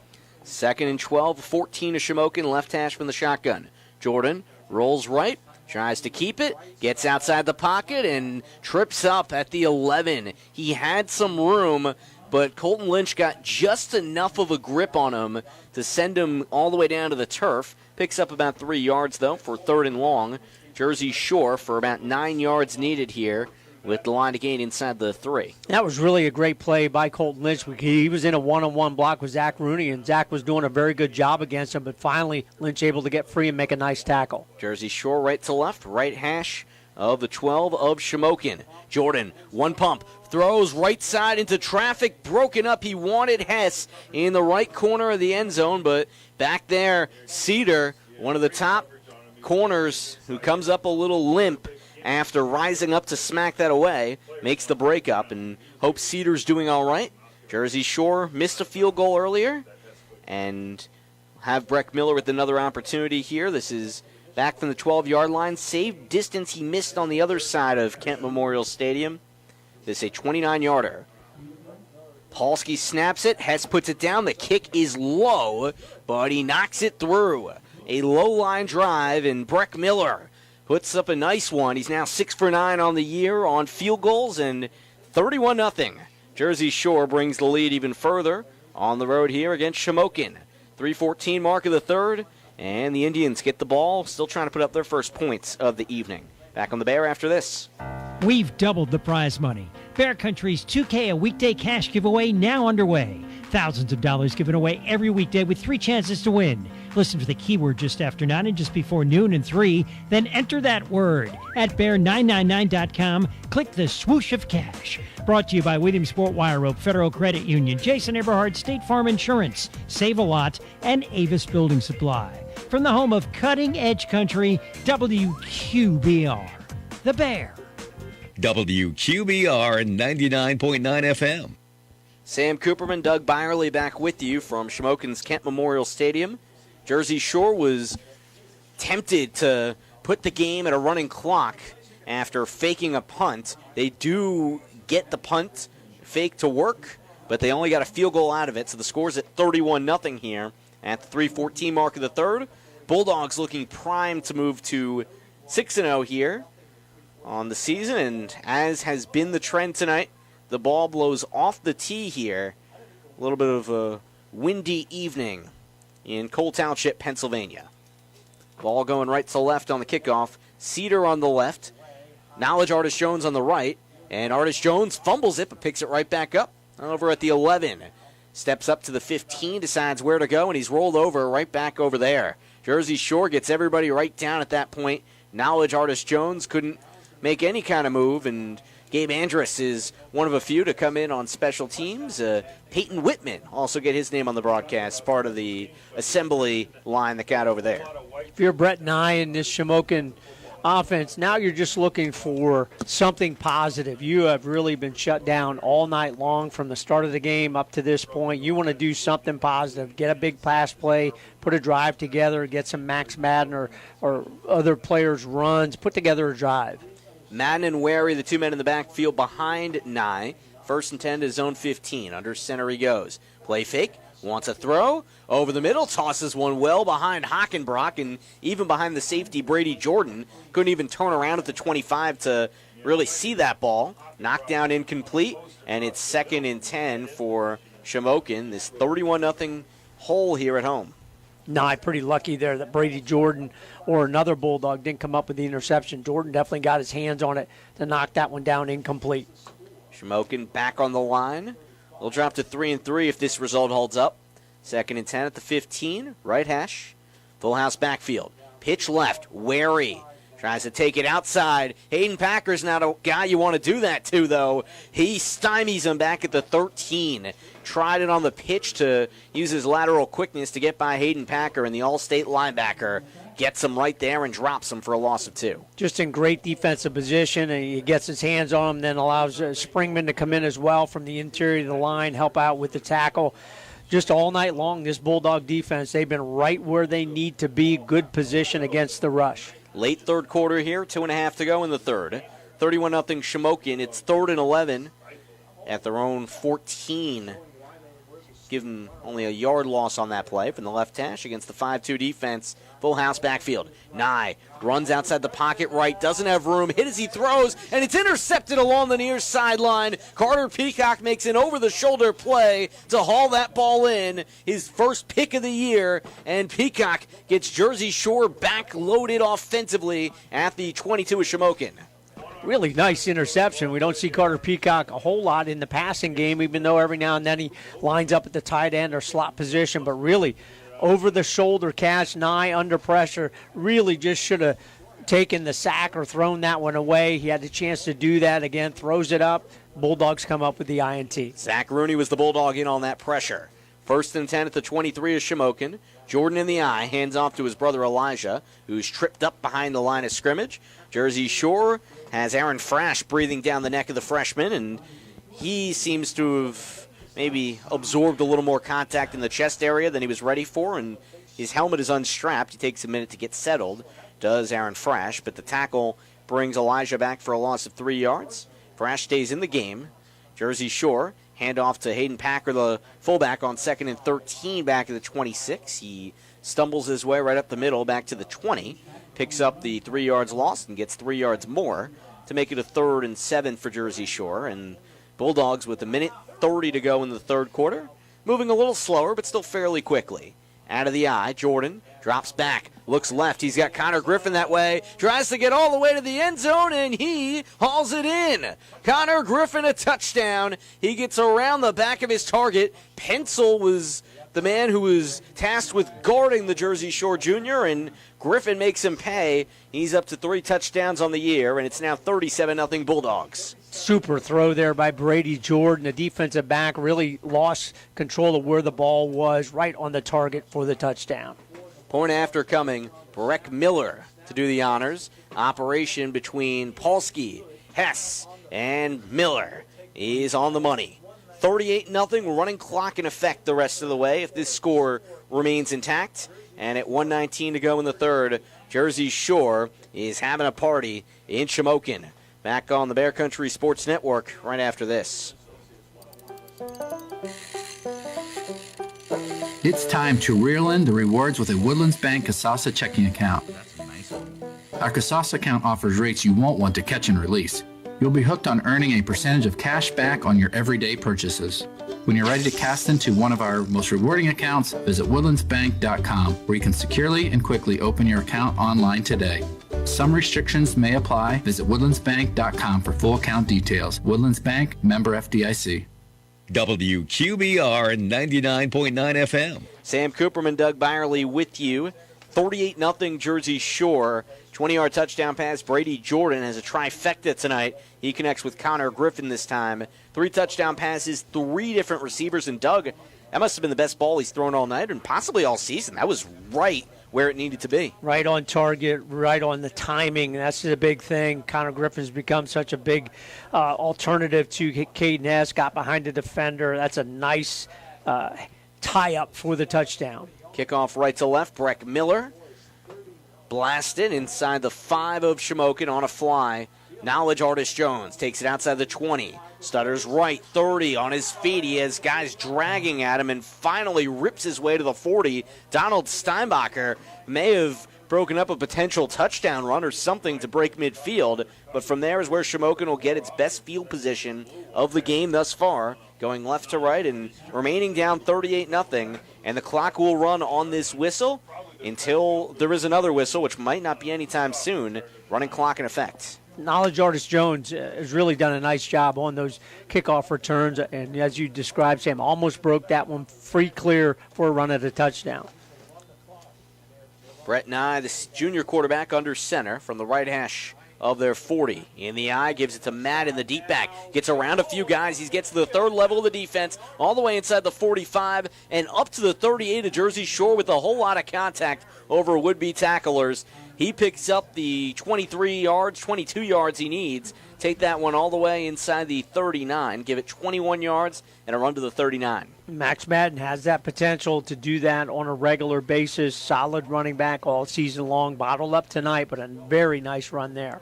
Colin Cedar comes to the sideline for Shamokin. They bring Chase Pencil as the lone wide man to the left. Nye under center, 1st and 10 at the 39 of Jersey Shore. Full house backfield, give it right. This looks to be Frash who lowers the shoulder, and he does head sideways to the 35 before he runs into Connor Davis and Dirk Stetz, the nose tackle. 4-yard gain, 2nd and 6, Shamokin. Well, again, the Indians, as we talked last time, just trying to put together something positive on the offensive side, doing it thus far on the ground. Take it left to right here. Final 10 seconds of the third quarter. They get one last snap off. Hand off to Madden. Left side, grappled down. He tried to turn the corner, running outside the tackles and stymied. It's Dathan Tyson to come in for the tackle. No gain, maybe half a yard, and not much doing. It's 3rd and medium for Shamokin to start the 4th from the 35 at Jersey Shore. Still in that 38-0 hole. 12 to go. All things Shore on the road at Shamokin. We'll come right back and give you the final quarter on the Bear Country Sports Network. Since 1925, Erie Insurance has been providing protection for you and your family. Auto, home, life, business, and flood insurance, annuities too. Get a great price and the service you expect from Erie Insurance. Available from your local Erie agent, Fager Insurance Agency in Lock Haven, serving the area for the last 57 years. Call now. 570-748-3570 to get a free quote. Fager Insurance Agency, 511 East Church Street, Lock Haven, 570-748-3570. WQBR 99.9 FM. Sam Cooperman, Doug Byerly back with you at Shamokin's Kent Memorial Stadium. 38-0, Shamokin down big to Jersey Shore. The Bulldogs, one of the top teams in 4A football, reigning state finalists. Trying to move to 6-0, just putting the finishing touches on this one. Game is at running clock, and the clock moves right now. It's 3rd and 7 at the 35 of Jersey Shore for Shamokin. A big run back on the kickoff by Knowledge Artist Jones helped him out there. In the full house backfield, it's a give to the right side. It's Wary, and he has nowhere to go. Pushed back a yard or two, trying to get outside to the right, and Connor Davis, with some help from the safety, Brady Jordan, just close off the area. It's 4th down and huddle up for Shamokin here. Score from not too far down the road, Doug, that's certainly got us thinking. Southern Columbia has not lost a regular season game since 2011. That could end tonight. They're down 41-21 to Wyomissing in the second half. Wyomissing quality program. I believe they won a state title last year as well, or at least in the state championship game. Big score there. 4th and 7 at the 36. 3-step drop. Nye over the middle, in and out of the hands of Cedar. Bombles it, can't haul it in, and Colin Cedars had trouble grasping that ball tonight. Would have been a first down catch inside the 30 is Shore, but instead a turnover on downs for Shamokin as the clock's at 11:10 here in the game. 38-0 Jersey Shore. I'm trying to get a look and see if Jordan will remain the quarterback out there, and it looks like he is, as Jersey Shore has that lead. One more score can really keep this at a running clock the rest of the way. I formation, 1st and 10, left hash to the 36. Jordan fumbles it. He was trying to look back to hand it off to Elijah, and there's a pile right at the 35, and we'll see who came up with it. Jersey Shore did. I think the quarterback, Brady, got right underneath it and squeezed that ball. He's dropped the ball a couple times on passing attempts there. First fumble on a handoff attempt. 2nd and 10, keep it at the 36. 2 receiver set. Caden Hess comes back in line. Handoff to the fullback. Hayden Packer rips his way outside the hash marks past the 40, 45, and the 47 is where that run finally ends. Even give him the 48. 12-yard run, 1st down. And Jersey Shore just trying to chew clock. They're not in as much of a hurry on this drive. Yep, take a little bit of time, but still keep a good pace for your offensive team. 10.5 to go. 38-0 lead on the road. Offset I, 1st and 10 from the left hash of the 48 against the 5-man front. Fake the pitch right. It's Packer, the fullback. He's got room to the left across midfield and the 45. He does a little tilt-a-whirl at the 43. He picks up another 9 yards right behind the chains. It's 2nd and 1 for Jersey Shore. Left side of the offensive line all night long has been the strong point. Steinbacher, Polsky as well, and they've just done a nice job giving running lanes to Hayden Packer in particular. Big run there. And Luke Springman, the left tackle on that side. Jersey Shore, a younger offensive line, but they're certainly coming into their own. 2nd and 1 and the 43 is Shamokin from the eye. Play fake. Brady Jordan throws it right in the flat. There's Packer, the fullback, makes the reception inside the 35. 1st and more, and flattened all the way at the 22 for a 21-yard gain. Thrash comes up. There is a penalty from the left side, and they call holding on Jersey Shore, Doug. So negate all that. Back they go. They'll lose 10 yards from the spot of the foul. Maybe not the first time, but definitely only a couple times where they've used Caden Hess to clear out and then bring the fullback. That time Hayden Packer underneath them. So a nice play adding to the offense there, but a hold on the other side is going to negate a nice game for the Bulldogs. That's something that Jersey Shore wants to continue to do. Again, get the ball in your playmakers down the field in open space. And they back it back up to their own 45 for what'll amount to about a 2nd and 18 here, 13 rather, from the 45, left to right. Jordan, play fake from the eye, rolls right, keeps it. He got room up the middle. 50, curves it right at the hash marks, and he's knocked down from behind by Wary at the 49. Picks up 6 yards, make it more of a manageable 3rd down for the Bulldogs as they try to put the finishing touches on this one with 9 to go. Good decision there by Brady Jordan. Tucked it away, turned that into a positive gain. As you described, Sam, puts in 3rd, maybe a little bit longer than you would want, but very manageable 3rd and 6, 3rd and long 7. Take tight end Connor Davis off the field and the tailback Elijah Jordan. One in the backfield is Hayden Packer for Jersey Shore. Shamokin brings 5. Handoff. Hayden Packer up the middle. He's lifted off the ground by Thrash and still makes his way to the 46, 3 yards. For a 4th and 4 for Jersey Shore. Can punt it and really pin him back. And they change personnel here again. And Jersey Shore is having a time. Cooper Peacock is the Jersey Shore receiver, and he's also the punter. So they do go punt formation here with the play clock at 15. They have time to get Hayden Packer off the field. Colin Cedar trots back to receive the Jersey Shore punt. Cooper Peacock fields it, steps up to the 45, unloads. Fair catch, wave 4 inside the 10. And Cedar kind of stumbled for a moment, deciding if to run it or not, but he had already called that fair catch, and that puts him back at the 10 as he receives it near the left side numbers. Shamokin yet to score, and first downs have not been many tonight, Doug. They really have not. Just have not got any consistency on the offensive side. Saw early that the Bulldog defense was really primed to be stout against the run, and they've continued to be stout against the run. And that's what Alex Jackson and his team, they pride themselves in. And you now know now, Sam, that you're under 8 minutes. You're really thinking, hey, let's throw a shutout here on the road against the Shamokin Indians. Jersey Shore, they always say you get an ice cream party if you get a shutout. Looking to pitch their 2nd of the year. On 1st and 10 at the 10. Handoff up the middle for an eye from the eye. It goes to Madden, and he sprints his way to the 16. A straight line run, and it's 2nd and 4 for Shamokin after the tackle made right up the middle 7.5 to go here in the fourth, and Jersey Shore after this gets 4-1 Milton in Danville. Brandon Barker and I will have the call for that on Friday. Brandon joins me on a post-game in a few moments. 2nd and 5, they'll call it from the 15. 2 in the backfield, handoff Madden for Shamokin. Right side he runs into a crowd. Momentum carries him across the 20, and a dog pile forms at about the 21. Carter Peacock was the first number you see there, but Luke Springman and others, Jersey Shore just formed a sea of white around him, and good momentum to push his way for the first down for the hard-nosed senior. Definitely a good run there by Madden. You know, he's putting together a nice season overall, probably close to 700 yards with his yards tonight. You know, through 6 weeks, that's very good production from your running back position. 1st and 10 for Shamokin at their own 24, and whistle before snap could come off. At 6:42 to go in the fourth, and it looks like Shamokin will bring Garrett Kitchen, the center, off to the side. Maybe he's having an issue as to why the official blew it dead to make a personnel swap there, so you hope he's doing all right. Robert Harvey will come on, one of the seniors on this Shamokin team, and he now has to come in and serve as center.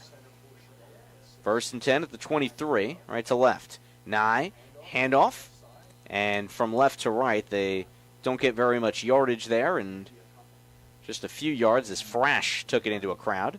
Back across the 25 for a 2nd and long for Shamokin. And they bring Harvey right back off the field. So that would indicate to me, Doug, helmet probably came off, so you have to give him the play off. Yeah, something with the equipment because he wasn't injured at all. So 1 play off, take a break, back in the ball game. And Kitchen back to his rightful spot, snapping the ball for Shamokin. Eyeing down Dirk Stetz, the nose tackle. 2nd and 7 at the 25, handed off wide. Max Madden towards the Jersey Shore sideline, and he keeps on his feet until he angles to the 29 and steps out of play. It's 3rd and about 3 for Shamokin.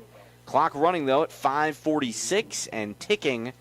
Timeouts for Shamokin are at 2 if they do want to preserve time. But at this point, I think they're just trying to finish this one out. But right now, we do stop the clock as one of the Shamokin linemen, Delroy Wolf, the left tackle, all of a sudden fell over.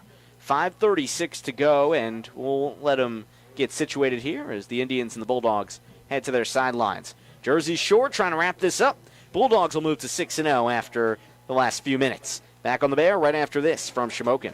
First Quality in Lock Haven and McElhattan is recruiting new team members. Take advantage of stability and progression, new competitive wages, shift differential, bonuses, paid holidays, vacation, and a full benefits package. There are immediate openings in Lock Haven and McElhattan for production, maintenance, and warehouse positions. To apply, go online at firstquality.com/join us. That's firstquality.com/join us. First Quality is an equal opportunity employer. WQBR 99.9 FM. And we think of Delroy Wolf, the senior for Shamokin. He's having a hard time getting off the field, helped by a couple of his fellow linemen here. Shamokin has not had a productive night out on the gridiron. It's down 38-0 to the reigning state finalist Jersey Shore. Sam Cooperman, Doug Byerly with you as Jersey Shore tries to wrap this one up here in enemy territory. Hunter Wirtz and Garrett Kitchen back on the line for Shamokin. After this, Shamokin will head to Shikellamy, try to bring themselves back over 500. The Bulldogs are at Milton, playing it in Danville next week. 3rd and 3 at their own 30 for Shamokin. Handoff Max Madden, lots of room, 1st and more, across the 40, up the hash marks, and he slips and slides past defenders all the way to the 46 before Brady Jordan wraps him up from behind. And Shamokin across midfield, Max Madden at a big pace shot out of a cannon, and they huddle up with 5 and change to go and a running clock. You can see why Madden is a pretty effective running back, averaging over 100 yards a game through 6 games. Big burst there for a big first down. Madden, Frash, and Wary, the three-headed monster in that backfield. Frash standing on the left side. In the backfield, it's Wary and Madden. Called Madden again on 1st and 10 at the 48. A good first step, but then he's pounced on Connor Davis, the defensive tackle, back at the 41, the D end rather. 7 yards, 2nd and 3. Shamokin looking for their first points of the game. Team that last year lost to Jersey Shore twice in big fashion. 41-7 in the season opener and 54-0 in the district finals. They get second and 3 here, clocking under 4.5 to play in the fourth. Under center, Brett Nye, same formation. Handoff right, Madden. Outside the tackles, tries to find some room, and he's nudged down right into Davis. And Coach Tom Gravish was saying, is Connor Davis going to be playing as many snaps? They're going to try not to, but evidently he's able to play. He only allows a yard on that run, and that was all him on the outside. Second half, Connor Davis has been in there almost every play and really been solid, banged up a little bit, but still a really good contributor on the defense for the Bulldogs all season long. Connor Davis came off to the sideline for a moment. He's back in at corner. 3rd and 3 at the 40 at Jersey Shore, and the ball carrier Madden is swarmed. Nowhere to go. Actually, no, that was Frash that was the one that took that handoff, and he's awfully slow to get up. It was blasted back at the 42 or so. Lose a few yards, and 4th down for Shamokin with the line to gain across the Jersey Shore 38. And 3 and change to go. They huddle up and they bring in the play call from the sideline. They have Colin Cedar run back in for this one. It would be nice to see them get something here and try to finish the game on a high note. Nye under center. From the right hash, play fake, wants a throw. He does over the middle into a crowd. The ball bumped up in the air. Nobody comes down with it. He was looking for Hockenbrock, the freshman tight end, but there were 3 Jersey Shore Bulldogs around that ball, and none of them could catch it. Better field position this way. The Bulldogs have it at the own 42, and it looks like a whole lot of backups around on that field right now. And Jaron Loomis, one of them, Doug. Sophomore quarterback will get some burn here. 2:57 to go. Jared Polsky with the big tackle on that 3rd and short. Nice play design there for Shamokin, but really good read on the pass play by the Bulldog defense. Tate Secreston at fullback, Gabe Andrus the deep back for sure. On the left hash of the 42, 1st and 10, own side. They give it to Andrus, and I don't know what happened there. He just kind of headed to the left, and he didn't go anywhere. Or did Loomis keep that? It was Jaron Loomis that kept that ball. Maybe it was a little bit of a botched snap. Anyways, he doesn't gain any yards on the run to the outside. 2nd and 10, keep it at the 42. Loomis in the eye. Give it to Andrus, tries to fight his way through a crowd. He has nowhere to run. Pile on top of him right at that line of scrimmage, and he was belted by Frash, who's really having trouble moving. Timeout, Aaron Frash will come off the field. He's just taking very slow steps, and at this point in the game, if anyone's remotely injured, get him off that field. Frash is walking awfully slow to that sideline, and we're at 2:15 to go here, Doug. This one's all about wrapped up. 38-0 Jersey Shore coming into Shamokin for this victory. This is truly a dominant victory, and you figured Shamokin, maybe they take a step forward this year. They still might, but this is not a showing they like to remember. I'm very surprised. I thought this would be a very competitive ball game. You know, Shamokin really one play away from being 4-1, win on the road against a pretty good Mifflinburg team last week, scoring a lot of points. So you figure they would come in with some confidence. But Shore just didn't give them a chance. Their defense has played super all night long. Coach Alex Jackson and Tom Gravish have done such a great job preparing for what Shamokin does best, run the football. They shut that down early. Madness had a couple good runs here late in the ball game, but Shore never got a chance, never let them get a chance to get on track, and the offense came up with some big plays to get the big lead. Jersey Shore backup offensive unit goes left to right, 3rd and 10 at their own 42 between the hashes. Loomis fields the snap, handoff Andrus, lots of running room left side. That's the numbers, 50, 45, 40 on his feet, and thrown aside at the 35-yard line. Looked like finally he was tossed out of the club there, and Jersey Shore gets the ball all the way down to the 32. That's a massive run as the Bulldogs pick up 24 yards. Yeah, and that left side of the Bulldog offense, whether it's the starters or the second-teamers in there now, that has been the place to go for the Bulldog running backs. It was Adams that eventually tackled him. 1st and 10 at the 32 of Shamokin, clock ticking at under 150 to go. From the shotgun, they hand it off to Andrus, who keeps on his feet for a couple of yards, maybe 3 up to the 29, where a lot of purple gets on him, and Corey Adams coming up slow now, and Shamokin, only 33 on this roster. These guys got to be pretty tired, especially with the pace Shore plays. They go to the spread formation on 2nd and 10. Back to Andrus. This time he stumbles up the middle. He's got some room left side and tossed down at the 22.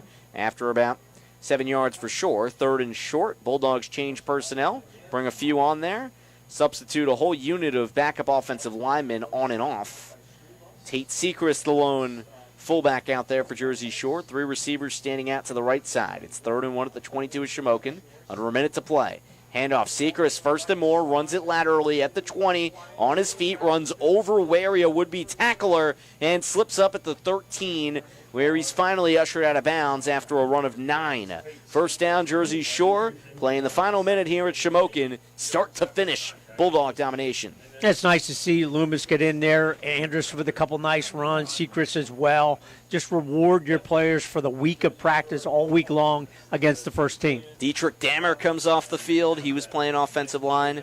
1st and 10 at the 13 of Shamokin, right hash. Loomis, the sophomore QB, takes the snap, gives it to the belly of Andrus. He stutters up the middle at the 10, couple of yards as he's wrapped up from behind. Corey Adams again with 13 seconds to go. And that's all she wrote on the 2-yard run.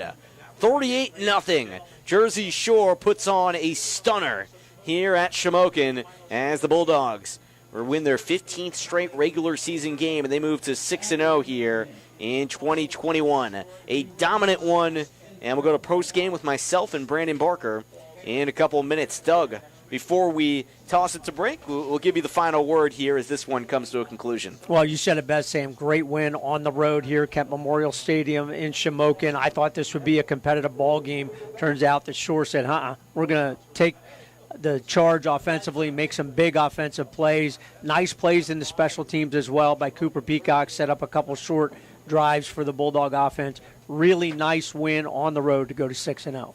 6-0 for the Jersey Shore Bulldogs. 3-0 in PHAC 1 play, and post-game to talk about, including what's happening in Elysburg. Brandon Barker will break that down with me. 38-0 final. Bulldogs top the Indians for the 10th straight time. Hollick's Coal and Fuel Oil Service offers volume discounts. A Jersey Shore fixture since 1915, a longtime supporter of Jersey Shore football coverage on the Bear Country Sports Network. Providing fast and reliable service to Linden, Jersey Shore, Avis, Woolwich, and Lock Haven. Hollick's has coal, heating oil, kerosene, mixed kerosene, and off-road diesel. 248 Locust Street, Jersey Shore. 570-398-1190. And online at hollickscoalandoil.com. There's eating local and there's eating local. Take a quick trip to 318 Wilson Street, Jersey Shore. There you'll get the area's best homemade, mouth-watering, sure-to-please food. From subs, cheesesteaks, and fresh-cut fries to sweet tea and even sweeter fudge, Kutza's has you covered. Catering available. Call 570-398-8180. Open Tuesday through Saturday, 11 a.m. to 7 p.m. Kutza's Kitchen, 318 Wilson Street, Jersey Shore. Keep your property clean with help from Dyroff, stump grinding, and more. It's one thing to have your trees taken down, but most arborists leave the stump behind. That's when you should call 570-916-0052. Talk to Sean Dyroff. He'll return your call within 24 hours, visit and offer a free estimate, then grind down your stump, leaving the mulch or disposing of it, your choice. What's the and more? Lawn care and snow plowing. Fully insured, Dyroff stump grinding and more. 570-916-0052. PA contractor number 176-4746.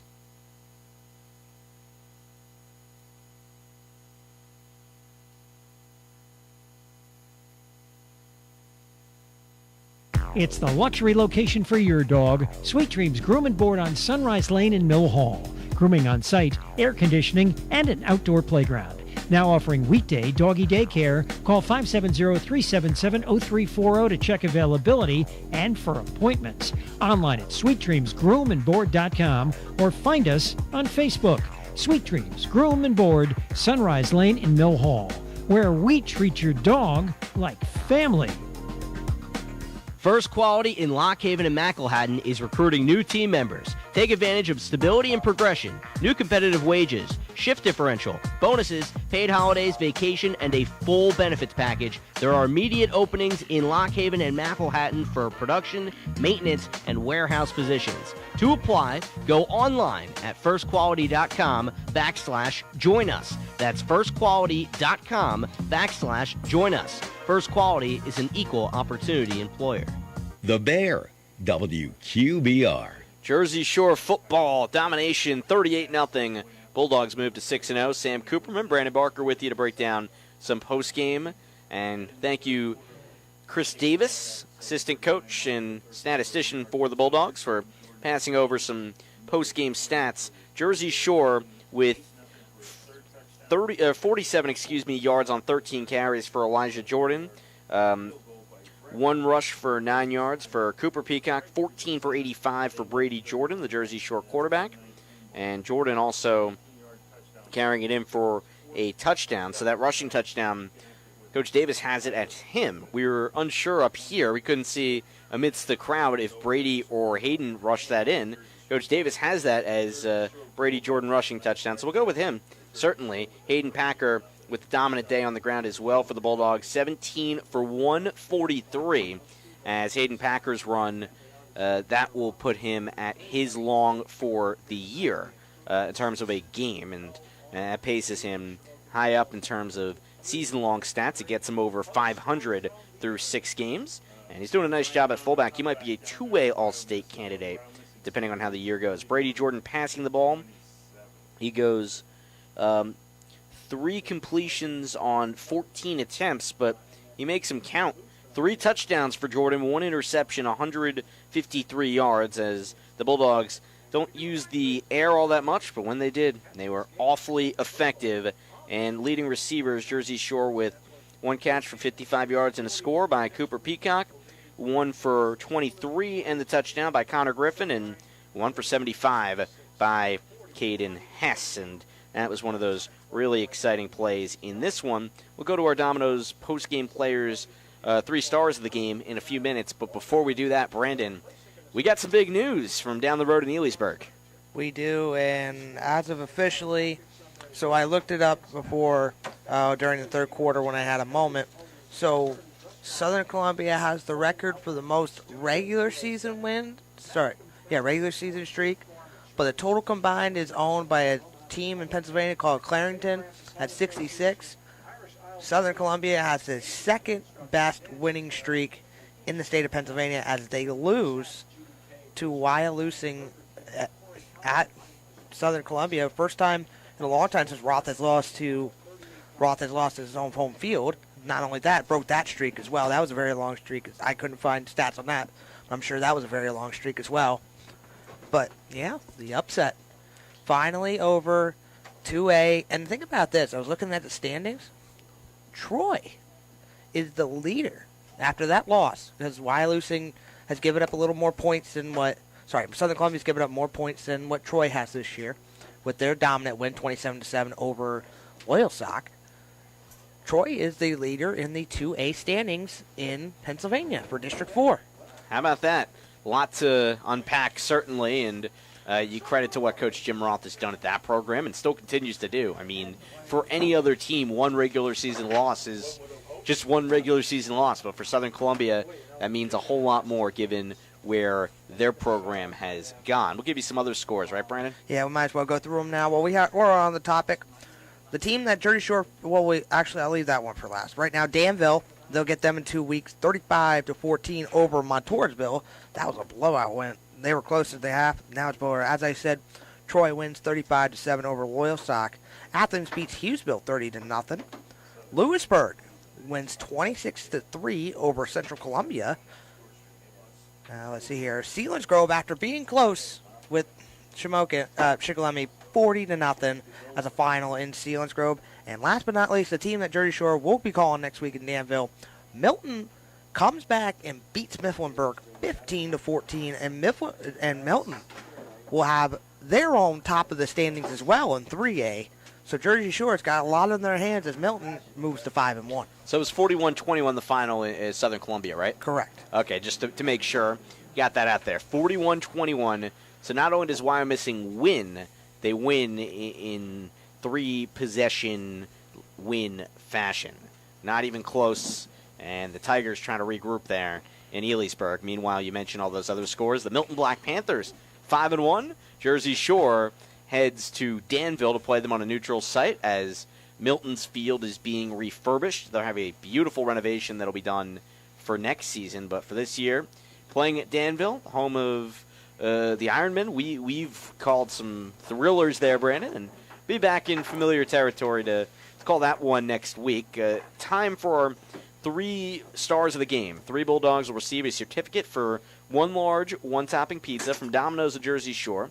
Open 10:30 a.m. to midnight on Fridays and Saturdays, and 10:30 to 11 p.m. every other night. So we've gone through a lot of them here, and I just went through the stats. Jersey Shore start to finish, there was no question in this game. And I think that defensively is where we should look, Brandon, because Jersey Shore had this one in its control from wire to wire, and a lot of that was due to the defense just being ruthless. And I think the first place I want to go here is with Carter Peacock. He had a couple sacks early, and he was all over the opposing ball carriers and quarterbacks. Yeah, I agree with that one. I had 2 in my mind. I had. Well, you can do the other 2. That's the point. That's why we do 3 of them. Yeah, might as well. Yeah, you're right. Well, I'm giving the second one to Zach Rooney, my man down there, 6'4", VNFL lineman, 6'4", 200-some pounds. Man, he was quick down that line. He got a couple sacks himself, got a lot of pressure on that quarterback, was able to split the gaps between 2 big linemen on Shamokin. So I'll give him credit tonight. He did really well on the defensive line. Both Peacock and as well as Zach Rooney, they get their second Domino's Award of the season. And this is somebody that you talk about a two-way player, was a two-way player and then some tonight. You have to go Hayden Packer, right? You have to acknowledge Hayden Packer, what he's done. 143 yards on the ground and a touchdown. Also, what he's done as an all-state linebacker, picking right up where he's left off. He closes off every area. He can rush the quarterback. He can do it all. He's a complete player. And I also want to give a shout-out to Connor Davis, who was playing a little banged up tonight and weren't sure how much you'd get of him at defensive end, but after Cooper Peacock shifted over there on the first defensive drive, he came up big and played like it. Bulldogs, 38-0 victory here on the road, and a night where the Jersey Shore Bulldogs moved to 6-0. They now try and recalibrate for a matchup with Milton on the road in Danville next weekend. Big thanks to everyone here at Shamokin. Really a wonderful place to call a game. A terrific pregame spread. Rick Kashner, the athletic director here, hat tip to him. All the guys at the Black Diamond Sports Network for making us feel like home here a little bit down the road. Also, Doug Byerly calling the game with me. Dave Stratton back in studio, handling business on that end of thing. Everyone back at Jersey Shore. Coach Tom Gramish and Brandon Barker doing post-game with me. And Brandon, you're going to be on the call next week. Pumped to have you doing that. Any last words on this one? Well, Dynamic Duo will be back next week, but going to be a really good matchup to see. Really interested to watch Milton be good and watch how well this Jersey Shore team does next week. Going to be excited to be back in Danville. Thunder and lightning, baby. Let's do it. My name is Sam Cooperman saying good night from Shamokin. 38-0 the final. Shore wins in a big way. Our name defines what we do. Realty Lease Properties in Lock Haven. Residential, commercial, students, we can find a place for you in Lock Haven Williams-Porter State College. Find out all about us online at realtyleaseproperties.com. Everything from available space to forms you need to apply. You can even pay your rent online. Call Dana or Selena using our new phone number, 570-748-7032. Realty Lease Properties, East Main Street, downtown Lock Haven. Open weekdays 9 till 4. Start leasing today. Living in the countryside shouldn't mean that you had bad internet. That's why River Valley Internet has expanded our coverage again. River Valley Internet now covers much of Lock Haven, Jersey Shore, Avis, and the surrounding countryside. Call River Valley Internet today at 570-433-7070 or go to rivervalleyinternet.net. Lock Haven, Jersey Shore, Avis, and the surrounding countryside. Start enjoying internet service without taxes, fees, modem rentals, or rate increases from River Valley Internet.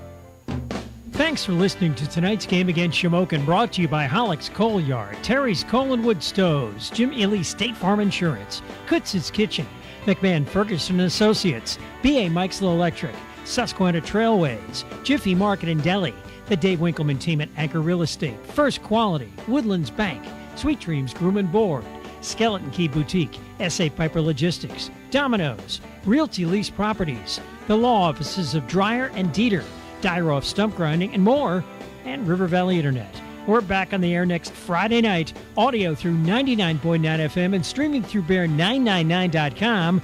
Dogs are on the road again, this time to play Milton. Pregame 6:30 on the Bear Country Sports Network.